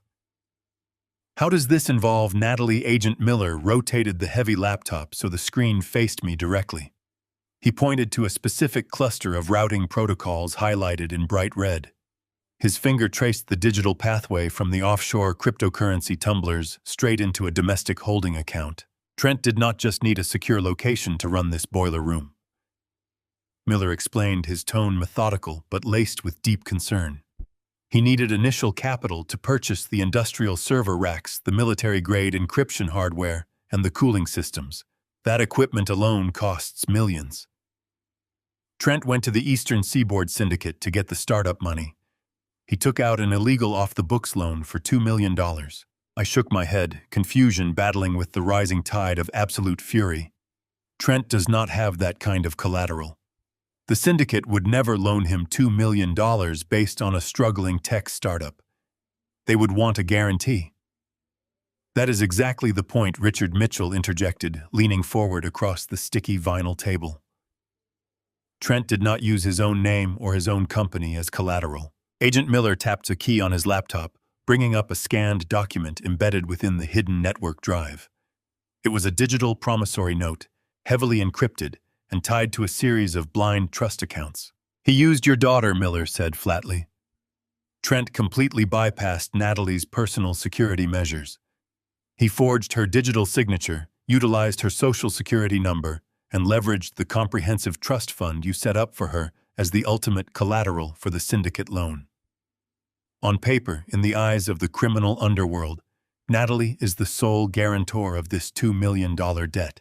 The sheer scale of the betrayal hit me like a physical blow to the chest.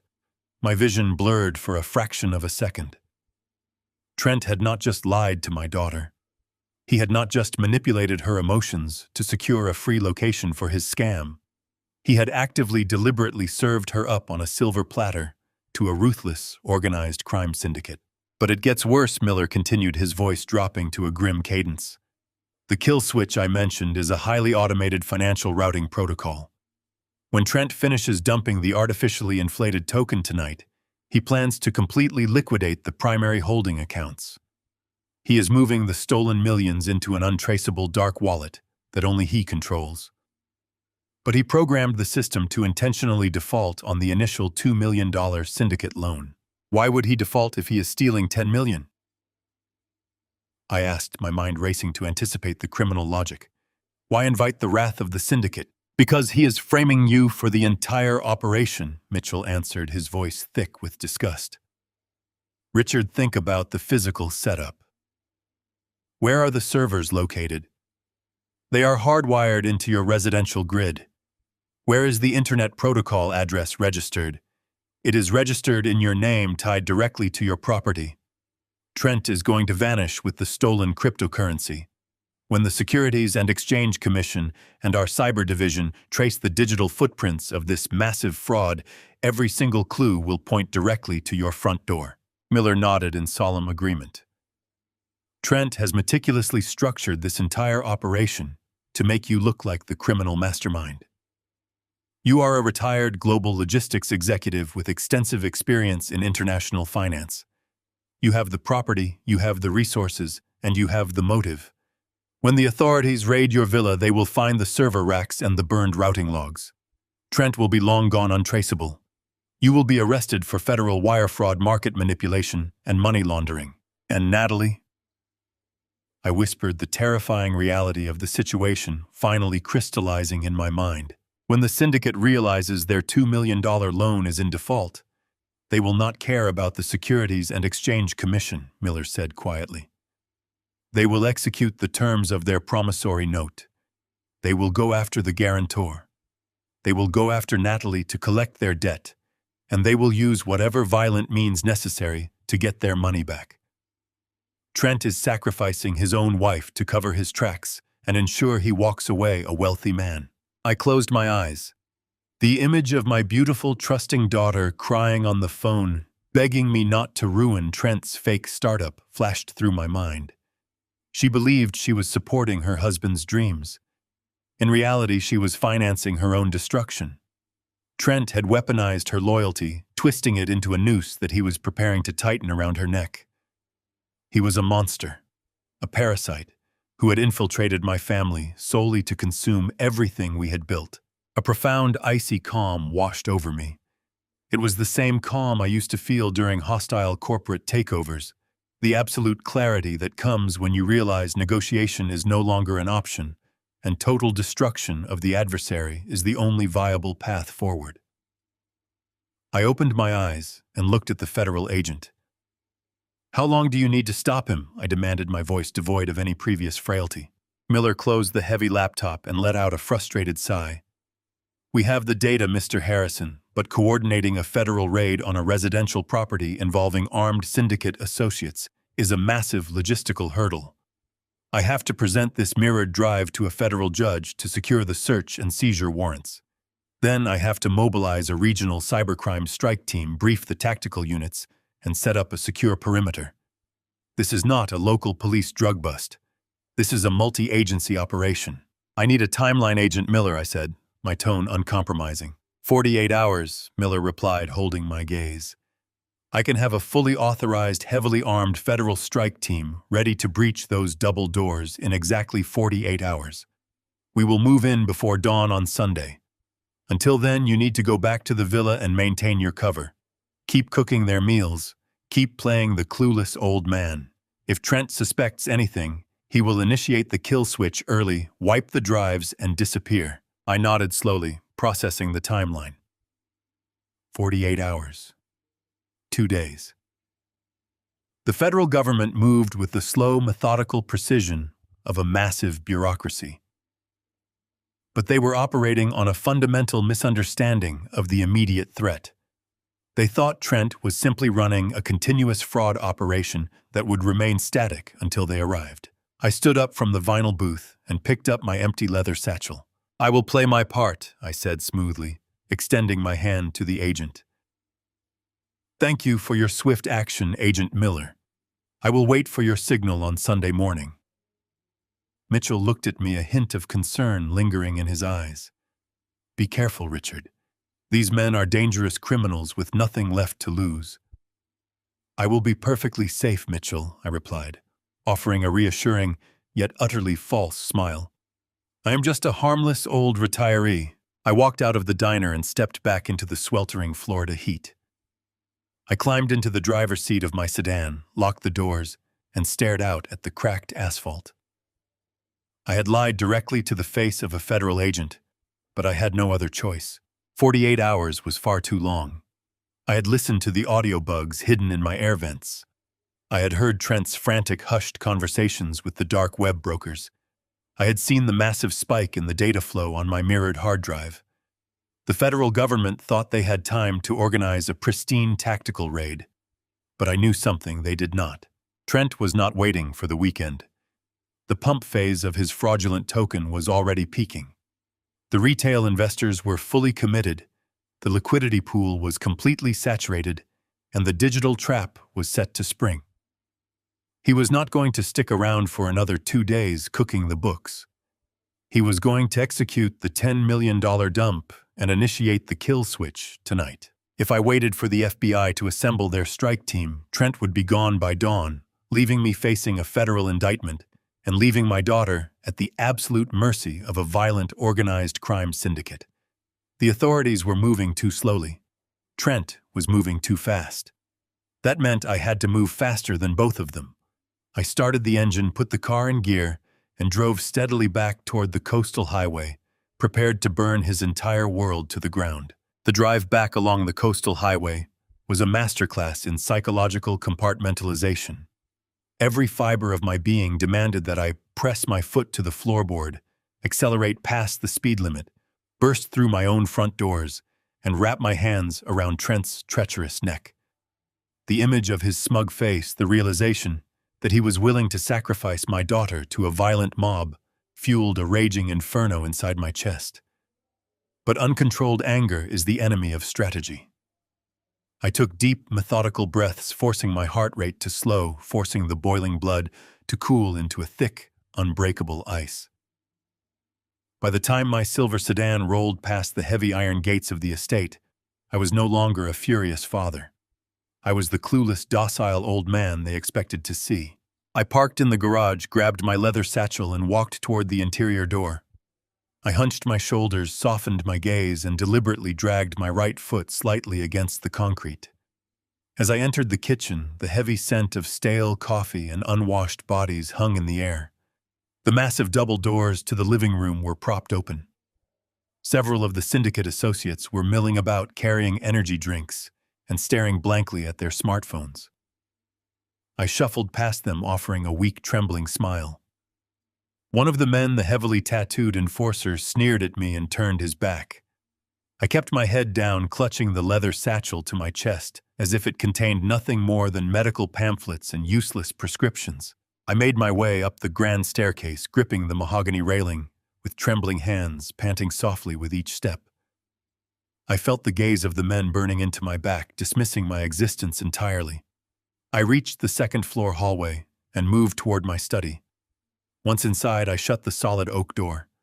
I turned the deadbolt with a soft metallic click. The moment the lock engaged, my posture straightened. The trembling in my hands vanished instantly. I moved to my desk, set the satchel down, and pulled out the disguised medical hearing aid. I placed it securely into my right ear, adjusting the volume dial with absolute precision. The soft static hummed for a fraction of a second before the audio feed from the living room vent crystallized. The chaotic sounds of clicking keyboards and low murmurs filled my ear. I sat in my heavy leather chair, closing my eyes to visualize the room downstairs. I could hear the distinct sound of Trent pacing across the hardwood floor. His footsteps were light, rapid, and brimming with nervous energy. He was speaking to someone, his voice pitched in a low, conspiratorial tone. I adjusted the frequency filter on my receiver, isolating his vocal patterns from the background noise of the server racks. "The final extraction is processing now," Trent said. His voice was laced with an intoxicating mixture of adrenaline and pure greed. "The offshore tumblers have done their job.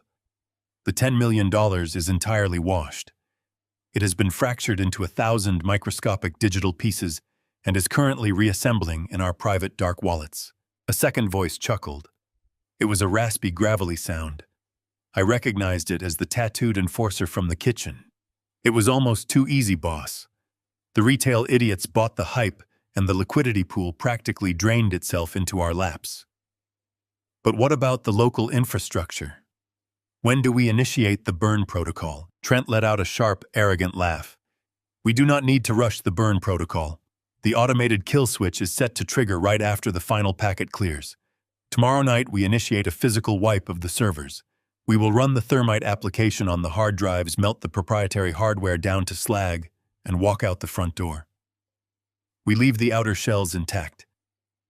By the time the federal watchdogs notice the massive discrepancy on the blockchain and trace the internet protocol address back to this specific network, we will be completely out of the country." And the old man, the enforcer, asked, his tone dripping with cruel amusement. "Let the old man take the fall," Trent replied coldly. "The entire network framework is registered in his name. This is his property. He is a retired corporate executive with a background in international finance. The Securities and Exchange Commission will take one look at his resume and assume he orchestrated the entire scheme from his luxury coastal fortress. They will parade him in handcuffs across the national news." The enforcer laughed again. "And your wife, the syndicate, will not be happy about the $2 million loan default. You know how they operate. They do not just write off $2 million. Trent's response made my stomach churn with an absolutely sickening revulsion. Natalie signed the digital promissory note, Trent said, his voice entirely devoid of any human empathy. "She is the legal guarantor. When the syndicate comes looking for their initial investment, they will find her, not me. She served her purpose. She was the perfect, naive little shield. While she is busy answering to a mob collection squad, I will be enjoying the sun.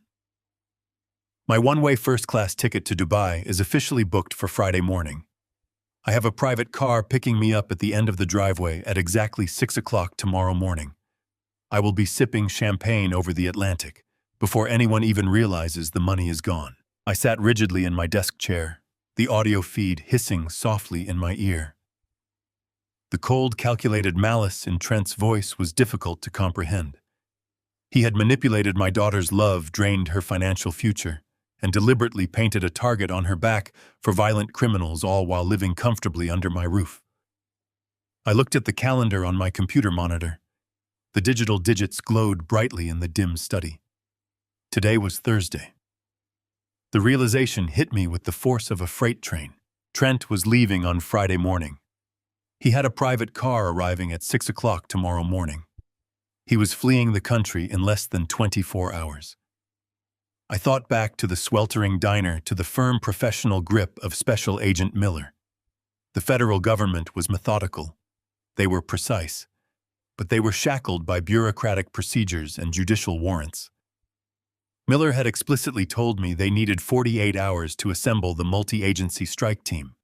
They were planning to breach the double doors of my villa before dawn on Saturday. By Saturday morning, Trent would be thousands of miles away, safely beyond the reach of American extradition treaties, hiding in the opulence of Dubai with $10 million in stolen cryptocurrency. The feds were operating on a flawed timeline. They thought they had the luxury of time, but the clock had already run out. I pulled the earpiece from my ear and set it gently on the mahogany desk. I was entirely alone. I could not call Mitchell back. There was no one coming to rescue us. I had to spring the trap myself tonight. The rest of the afternoon passed in an agonizing blur of calculated submission. I remained confined to my study, listening through the hidden earpiece as the digital heist reached its final catastrophic crescendo. I heard the synchronized cheers from the living room as the offshore tumblers confirmed the final deposit. $10 million had been officially siphoned from the global market and secured in Trent's dark wallets. The $2 million syndicate loan was now officially in default, leaving my beautiful, trusting daughter squarely in the crosshairs of a ruthless criminal organization. I systematically disconnected my diagnostic cables from the basement servers, retrieving the mirrored hard drive and the audio backups. I packed them away securely inside a waterproof case. I slipped the case into a hidden compartment beneath the floorboards in my bedroom. If I was going to spring this trap tonight, I needed a flawless exit strategy. The federal strike team was not coming. Mitchell was not coming to save the day. I was entirely alone in a house filled with heavily armed federal fugitives who were preparing to celebrate the greatest victory of their miserable lives. As the sun began to dip below the horizon, casting long, fiery streaks of orange and purple across the Florida sky, the atmosphere inside the villa shifted. The frantic, hushed tones of corporate espionage were replaced by the loud, abrasive sounds of unearned triumph. I walked downstairs to the kitchen to begin my final performance as the subservient host. I pulled heavy cast-iron pans from the cabinets, methodically preparing a massive dinner spread. I roasted seasoned meats, baked fresh breads, and piled hot food onto silver platters. I wanted their stomachs full. I needed them lethargic. I needed them distracted by their own gluttony before the inevitable end. The heavy double doors of the living room swung open, and the entire crew flooded into the kitchen area. The initial crew of 6 had apparently called in their local associates to join the celebration, sneaking them through the side gates, swelling their ranks significantly. 25 men now occupied my home, their deep voices echoing loudly off the pristine marble floors. They were eager to feast, devouring the meal I had prepared with the manners of starving wolves. They were opening bottles of expensive liquor they had brazenly raided from my private cellar, laughing uproariously and clapping each other on the back.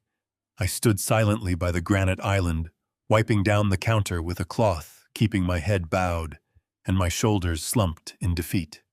Trent detached himself from a group of men and swaggered directly toward me.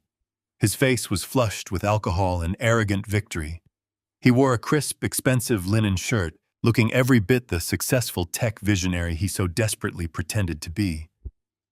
He stopped right in front of me, invading my personal space, forcing me to look up at his mocking expression.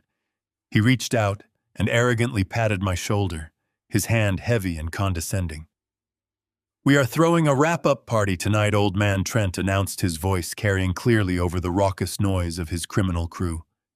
"The heavy lifting is done. We are officially closing up shop. You can finally have your precious quiet house back by tomorrow morning." He let out a harsh barking laugh, looking around at his men to ensure they were watching the performance. "Thanks for being a good maid. You kept the coffee hot and the floors clean. You are finally useful for something."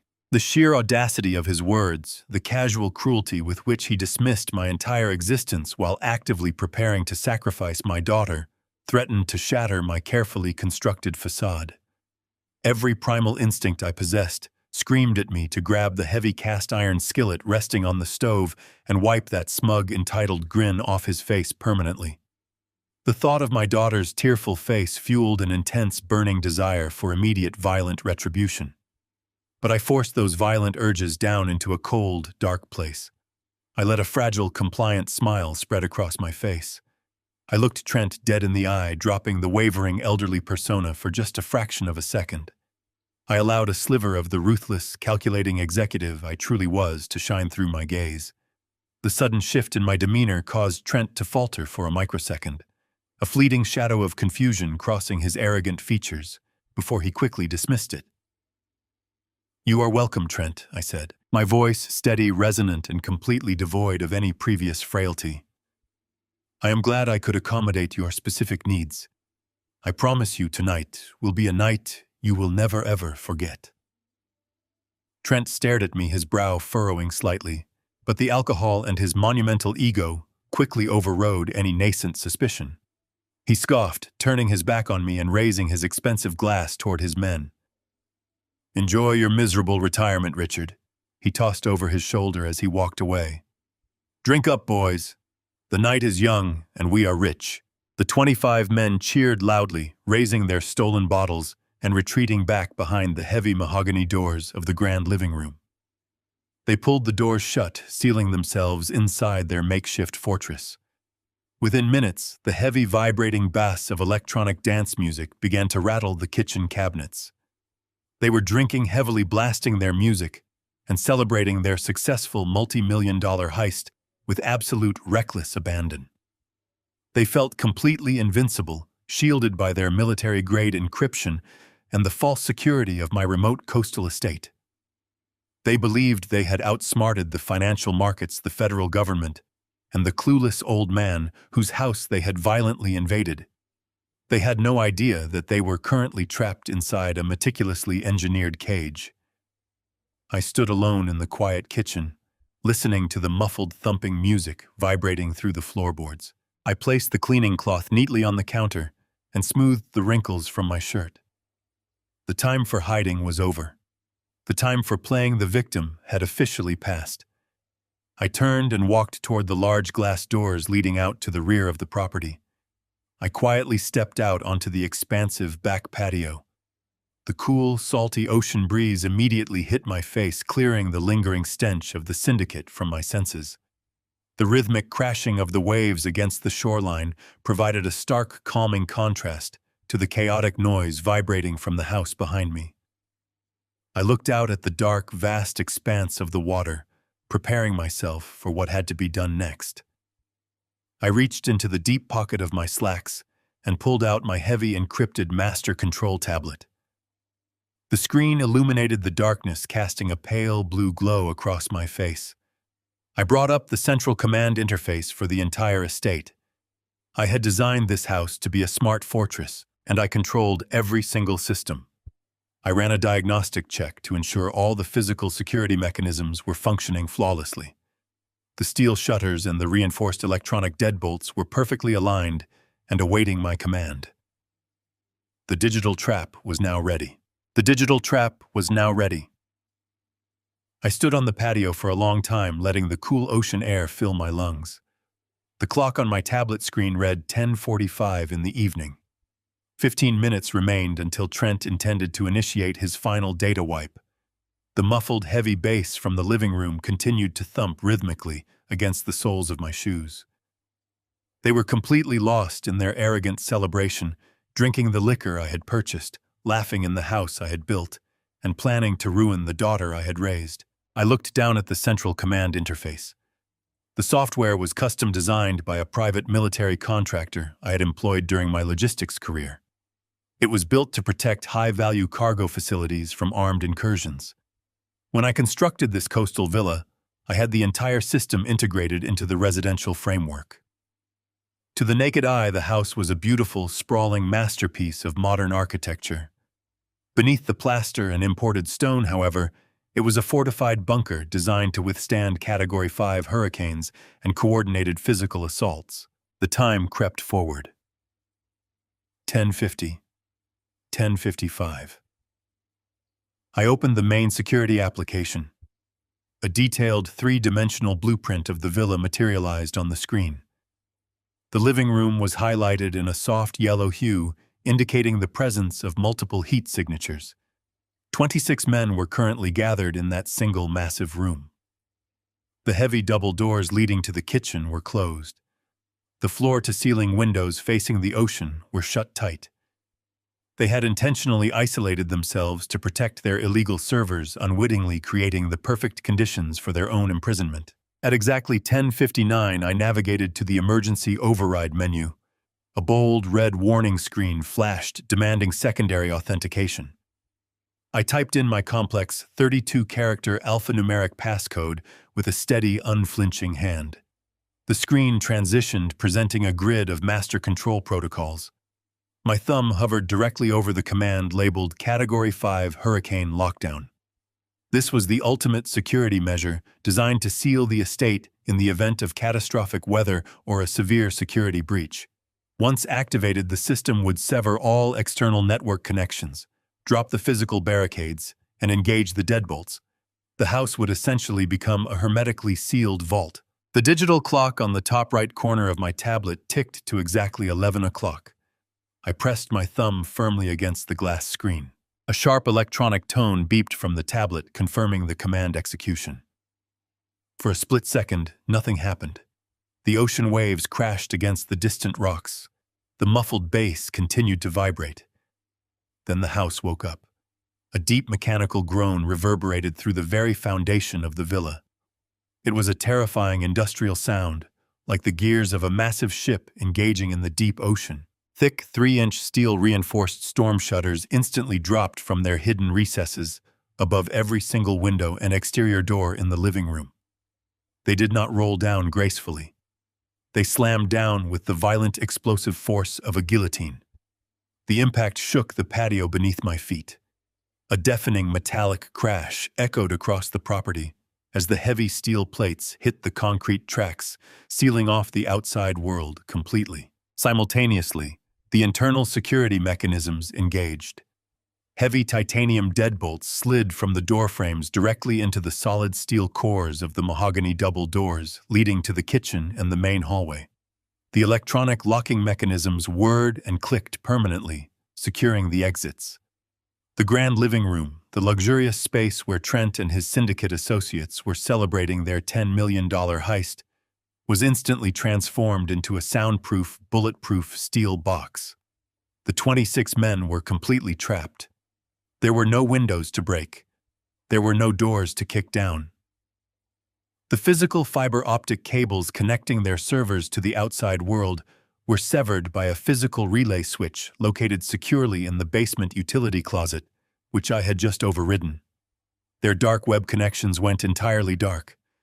Their artificial marketplace was instantly gone. They were completely, utterly blind to the digital world. I raised the disguised medical hearing aid to my right ear and tapped the tiny volume dial. I needed to hear their exact reaction. The heavy bass of the dance music had been abruptly cut off, replaced by a sudden chaotic chorus of confused shouting. "Why did the shutters drop?" Another demanded, his voice thick with panic. The network is down. The connection just flatlined. I leaned against the smooth stucco wall of the patio, staring at the solid steel wall that now covered the massive living room windows. I closed my eyes, savoring the absolute panic blooming through the audio feed. Quiet Trent shouted, his voice slicing through the rising panic. "Everyone shut up and stay entirely calm. It is just a power surge. The local grid must have tripped the emergency weather protocols. Do not touch the servers. Let me check the doors." I heard the heavy, rapid thud of Trent's expensive leather shoes stomping across the hardwood floor. He was walking toward the main double doors leading back to the kitchen. I could clearly hear the desperate rattling of the brass door handles. He twisted them violently, pulling with all his strength. The heavy mahogany doors did not budge a single millimeter. The titanium deadbolts held firm against his frantic pulling. "Hey!" Trent shouted, banging his fist against the solid wood. "Hey, old man, are you out there?" He continued to rattle the handles, the panic in his voice beginning to leak through his arrogant facade. He pounded on the door with both fists, the dull thud echoing slightly over the hidden microphone. His men began to murmur nervously in the background. The realization that they were physically trapped was slowly settling over the room. "It is stuck," Trent announced, trying to sound annoyed rather than terrified. "The electronic locks are jammed. The whole smart house system must have frozen when the storm shutters deployed. Do not panic, boys. The old man is probably fumbling around in the dark, trying to find the breaker box right now. I will call him and tell him exactly how to reset the primary panel." I opened my eyes and looked down at the encrypted smartphone resting in my left hand. I watched the dark screen intently. 5 seconds later, the screen illuminated brightly, vibrating aggressively against my palm. He was calling over the cellular network, completely unaware that his internet connection had been physically severed from the outside world.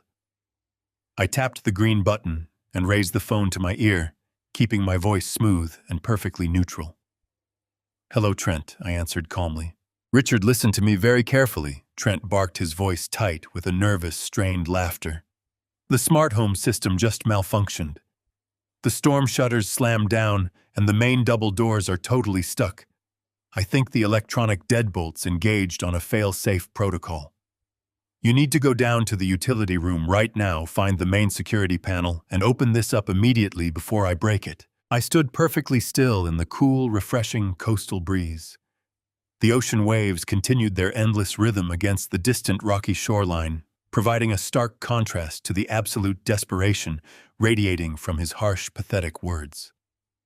The mighty syndicate boss had been successfully reduced to nothing more than a trapped, helpless insect inside my steel cage. I did not answer his frantic, pathetic demand. I simply pressed the red icon on my glowing screen, severing the cellular connection instantly. Let him stew in the oppressive silence. Let the terrifying reality of his absolute confinement slowly gnaw at the very edges of his immense, fragile ego. I slid the dark phone back into the deep pocket of my khaki slacks and returned my undivided attention to the illuminated interface of my master control tablet. The physical trap had been sprung flawlessly, the steel jaws snapping shut exactly as I had designed, but a reinforced cage was only the very beginning of my ultimate strategy. Trent and his treacherous crew were heavily armed, highly dangerous federal fugitives who possessed the resources and the desperation to cause immense destruction. If I simply sat back and waited for the federal strike team to arrive on Saturday morning, these hardened criminals would spend the next 36 hours systematically devising a way to break through the reinforced walls, or worse, they would find a way to compromise the fundamental structural integrity of the house itself. I needed to completely incapacitate them tonight. I needed to forcefully strip away their aggression, drain their physical energy, and entirely break their will to fight long before the authorities ever breached the perimeter of my estate. I navigated away from the physical security menus and opened the environmental control protocols. When I originally commissioned the complex construction of this sprawling coastal fortress, I insisted on a heavily zoned high-capacity climate control system. The oppressive ocean humidity and the blistering, relentless Florida sun required industrial-grade air conditioning units simply to preserve the expensive artwork and the delicate imported wood finishes scattered throughout the massive estate. The grand living room, with its vast square footage and towering vaulted ceilings, possessed its own dedicated ventilation network, operating entirely separate from the rest of the main house. I tapped the smooth glass screen of my tablet, carefully selecting the primary cooling loop designated for their makeshift server room. With a slow, highly deliberate swipe of my index finger, I completely shut off the central air conditioning supply to the living room. I watched the digital fan speed indicators rapidly spin down to 0. The steady, comforting flow of crisp, refrigerated air ceased instantly. However, I absolutely did not touch the electrical grid. I intentionally left the high-voltage power lines running at maximum unrestricted capacity directly into the heavy-duty floor outlets that Trent was currently using to fuel his illicit operation. I knew the basic physics of modern technology. Enterprise-grade computer servers constantly generate an astonishing amount of raw thermal energy. They are essentially massive, continuously humming space heaters. Under normal regulated circumstances, commercial data centers require freezing ambient temperatures and massive cooling towers just to keep the delicate processors from literally melting down under their own workload. Trent had stupidly squeezed millions of dollars worth of high-performance processing hardware into a single, completely enclosed residential space. Without the massive, constant influx of chilled air from my climate control system to safely offset the intense thermal output, the temperature inside that sealed, bulletproof steel box was going to rise at an exponential, terrifying rate. The room was perfectly insulated, designed to keep hurricane-force winds out, which meant it would perfectly trap all the generated heat inside. I stepped back from the edge of the stone patio, finding a comfortable woven chair in the cool, refreshing night breeze, and calmly reinserted the disguised medical earpiece. The transformation was incredibly rapid and entirely brutal. I listened intently as the initial confusion of the syndicate associates slowly morphed into a profound, suffocating discomfort. Within the very first 10 minutes, the ambient temperature in the living room began to climb with a steady, inescapable momentum. The subtle background hum of the server cooling fans ramped up to a frantic, high-pitched whine as the internal thermal sensors desperately tried to pull in cold air that simply no longer existed. I could hear the men shifting restlessly, their heavy boots scuffing aggressively against the hardwood floor.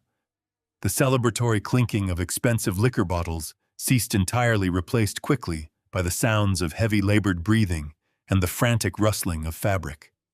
They were stripping off their expensive linen shirts and custom designer jackets, tossing the useless garments aside as the oppressive, stagnant heat began to settle heavily over the crowded room.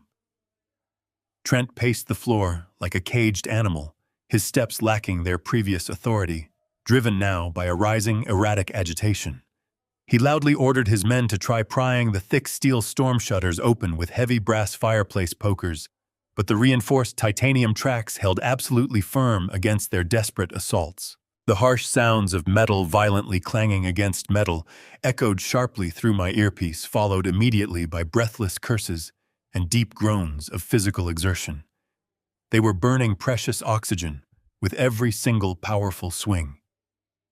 By the 20-minute mark, the situation inside the barricaded room had deteriorated drastically.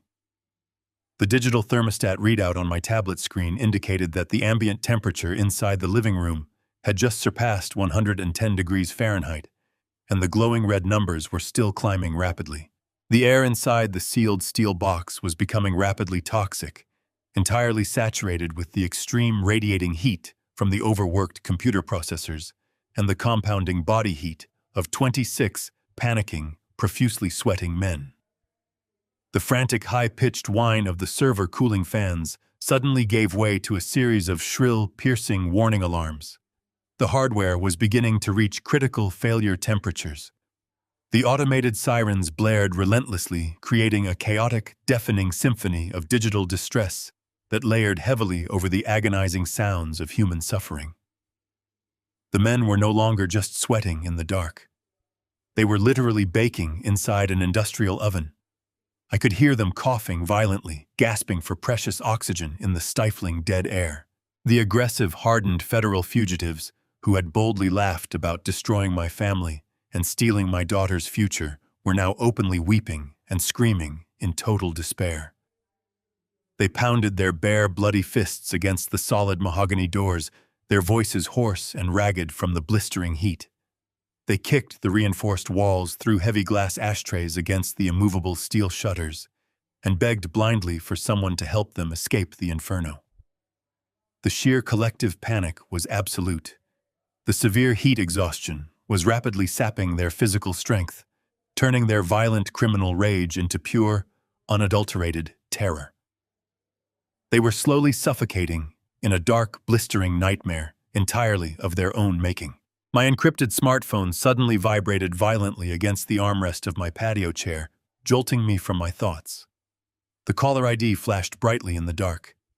It was Trent. I let it ring for 3 agonizing seconds before picking it up. Trent called again, his voice cracking with pure terror and heat exhaustion. He screamed desperately through the receiver at me. "Open the door. We're burning alive in here." "What are you doing?" I spoke into the intercom, my voice cold as ice. "I'm just taking out the trash, Trent." I calmly pressed the red end button, cutting off the frantic screaming from the receiver. I slid the device into my pocket, taking a deep breath of the cool ocean air. The rhythmic crashing of waves felt like a steady heartbeat grounding me. I stood in the darkness, listening to the muffled thuds and cries of the 26 men trapped inside the sweltering steel vault of my living room. They were completely at my mercy, experiencing the exact helpless terror they had planned to inflict upon my daughter. Suddenly, the quiet night was shattered by the roaring sound of heavy engines tearing down the access road. The crunch of gravel and screech of tires echoed across the lawns. Headlights sliced through the darkness, illuminating the entrance.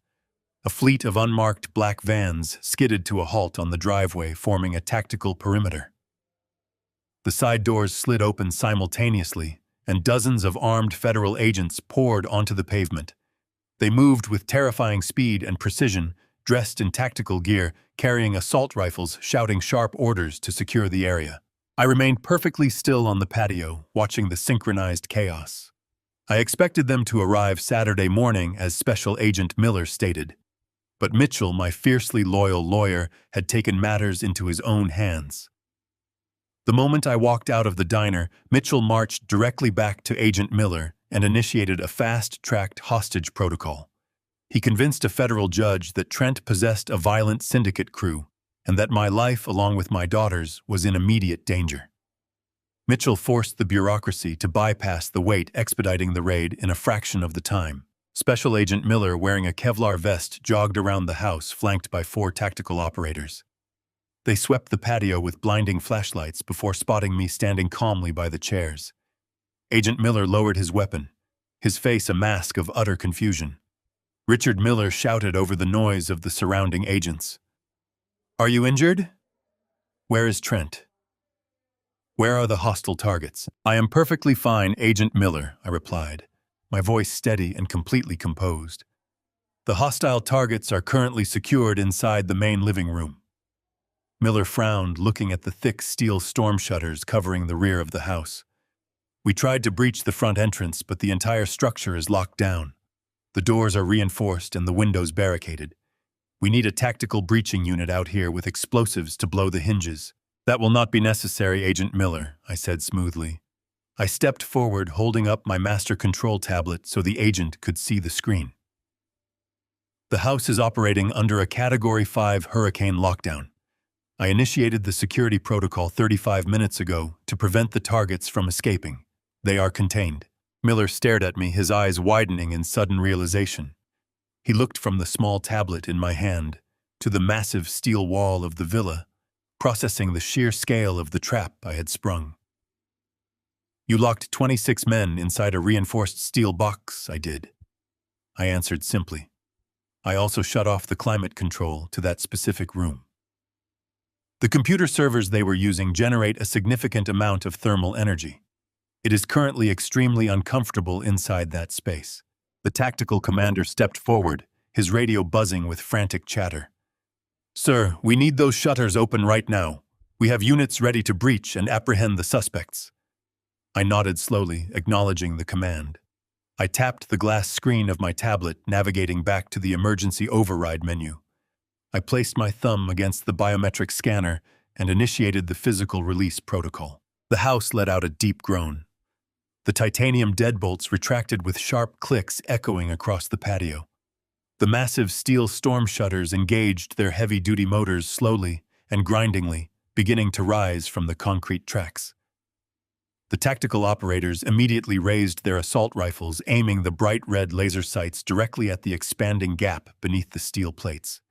They shouted aggressive commands, ordering the occupants to drop their weapons and show their hands. But the violent armed resistance the federal agents expected never materialized. As the heavy steel shutters finally rolled up into their hidden recesses, a thick, suffocating wave of blistering heat rolled out onto the patio, carrying the sharp, acrid stench of melting plastic, scorched wiring, and desperate human sweat. The scene inside the grand living room was a portrait of absolute total defeat. The 26 men were scattered across the hardwood floor, gasping weakly for air in the toxic environment. They were stripped down to their undershirts, their skin flushed dark red and slick with perspiration. The military-grade computer servers that fueled their $10 million heist were destroyed, the plastic casings warped and smoking from extreme temperatures. The harsh warning sirens blared relentlessly from the melted hardware, providing a chaotic soundtrack to their miserable surrender. The tactical team surged forward, sweeping into the blistering room like a disciplined wave. They methodically secured the suffocating men, pulling their arms behind their backs and snapping plastic zip ties around their wrists. The syndicate associates offered zero physical resistance. They were too weak, exhausted, and broken by the intense heat to lift their heads.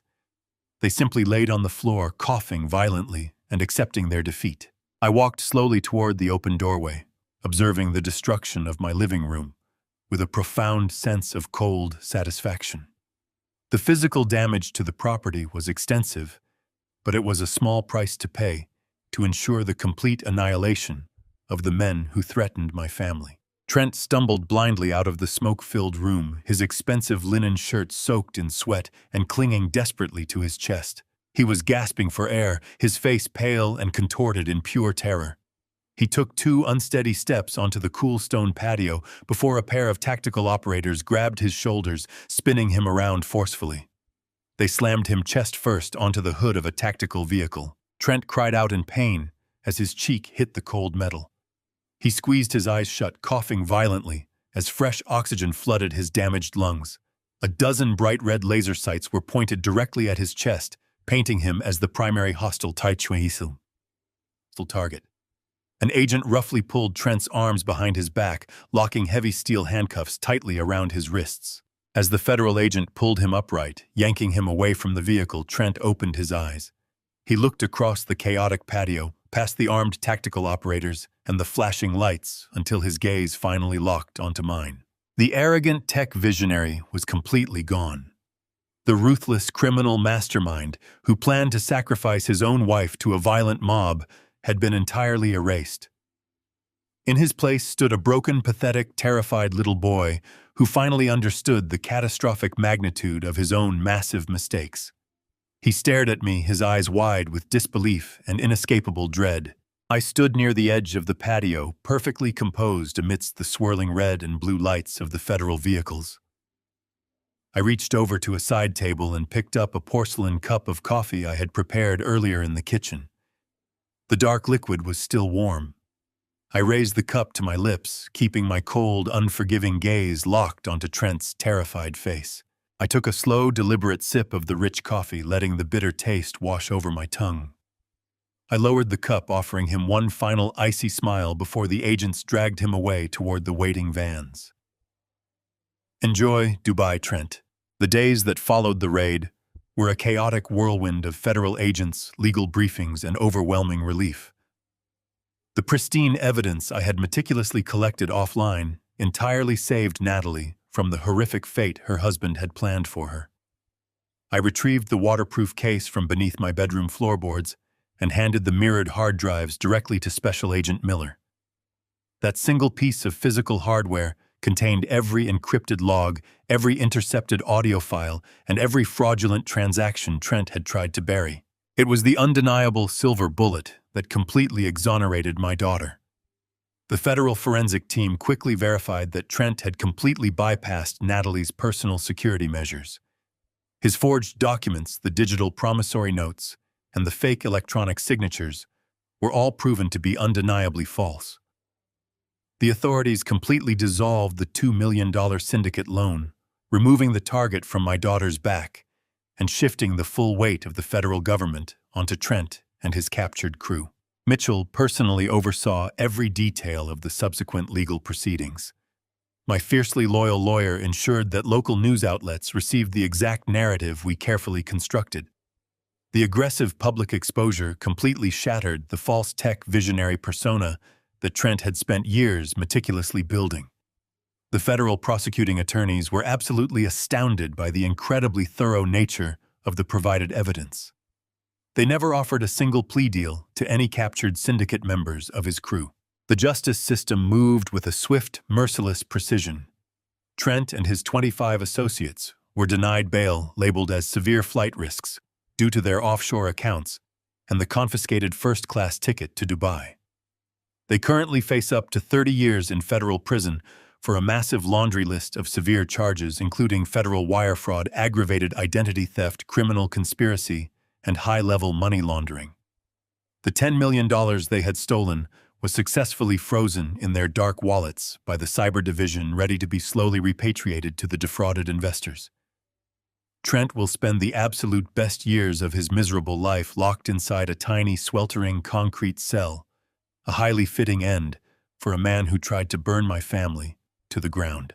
The most important victory, however, was not putting a criminal behind bars. It was getting my daughter back. When Natalie finally understood the full, terrifying scope of Trent's betrayal, she was absolutely devastated. The man she loved had viewed her as nothing more than a disposable human shield. But she is resilient, possessing the same unyielding strength her mother had. She immediately filed for divorce, severing all legal and emotional ties to the monster who had manipulated her. Last week, Natalie officially moved back into the coastal villa with me. We are taking things one day at a time, slowly healing from the deep emotional wounds inflicted by a master manipulator. The house feels warm and full of life again, completely purged of the toxic presence that had infected our sanctuary. I hired a professional crew to repair the damaged hardwood floors and replace the scorched paint in the living room. The heavy steel storm shutters are safely tucked away in their hidden recesses, ready to protect us from the next storm, whether it be a natural hurricane or a human one. This evening, I find myself standing on the back patio, breathing in the crisp, salty air. The sun is setting over the water, casting beautiful long shadows across the immaculate stone tiles. The chaotic noise of the federal raid has been replaced by the gentle, rhythmic crashing of the ocean waves. I hold a warm porcelain cup of fresh coffee in my hands, taking a slow, comforting sip. I look out at the vast horizon, feeling a profound, unbreakable sense of peace settling deeply into my bones.